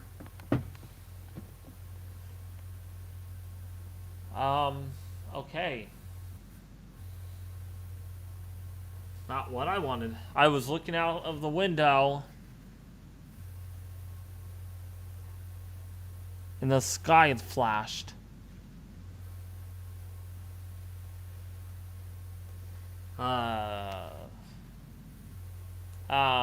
Covering lightning. That means we're not even close of seeing the moon at all. The moon is long gone behind those clouds. Yep, that would seem to be the case, and that's why I'm here with this picture of the moon. Like that we've been streaming literally all night long almost. Oh yeah. It's been very successful. Very good. Very, very good. Absolutely, and I'm very glad to be doing it. Man, the rain's pouring. Jeez Louise.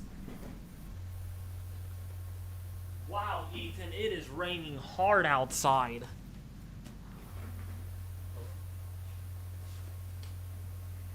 Yeah. And we just had a gust up to 29 miles an hour again.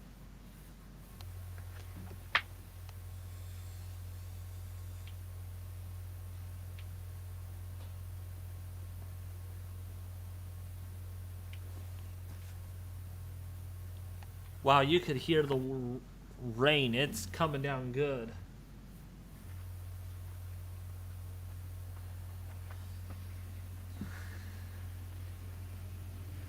It's dumping pretty good. Yes, it is, Alex. Yeah, Ethan, we're averaging at 14.6 miles an hour of wind, so it's definitely picked up. Oh yeah. I would say so.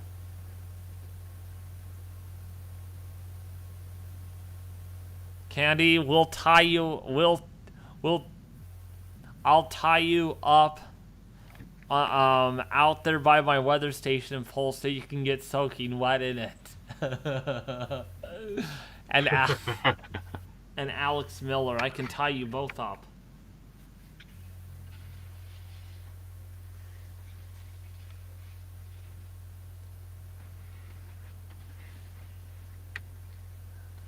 literally, Alex Miller, if I had the chance to, if it was warm enough out, obviously, and there was a really heavy rain shower hitting, I would actually take a shower in that, because that sounds amazing to me. Yeah. Oh, Candy is probably saying, oh boy. She's probably laughing at.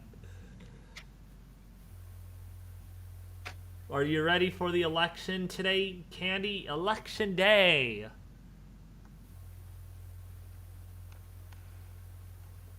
Yeah, I think they said this is the first ever lunar eclipse to overlap with an election, actually.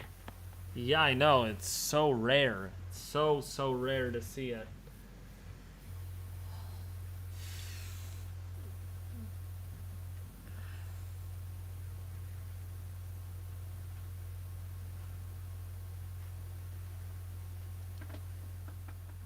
Oh, I'm doing something. Oh, what is it, Candy?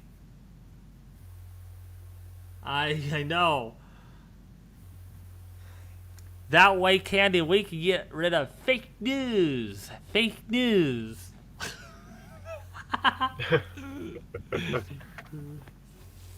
Fake news, as what they would say.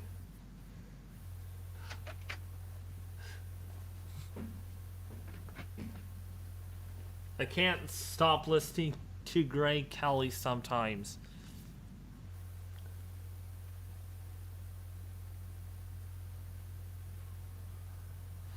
All right, we're a couple of minutes before I end this and transition onto the weather side of things.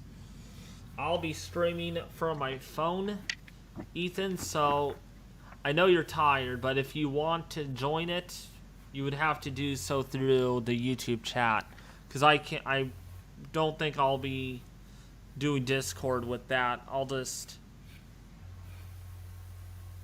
because Oh yeah, that's understandable. I am exhausted.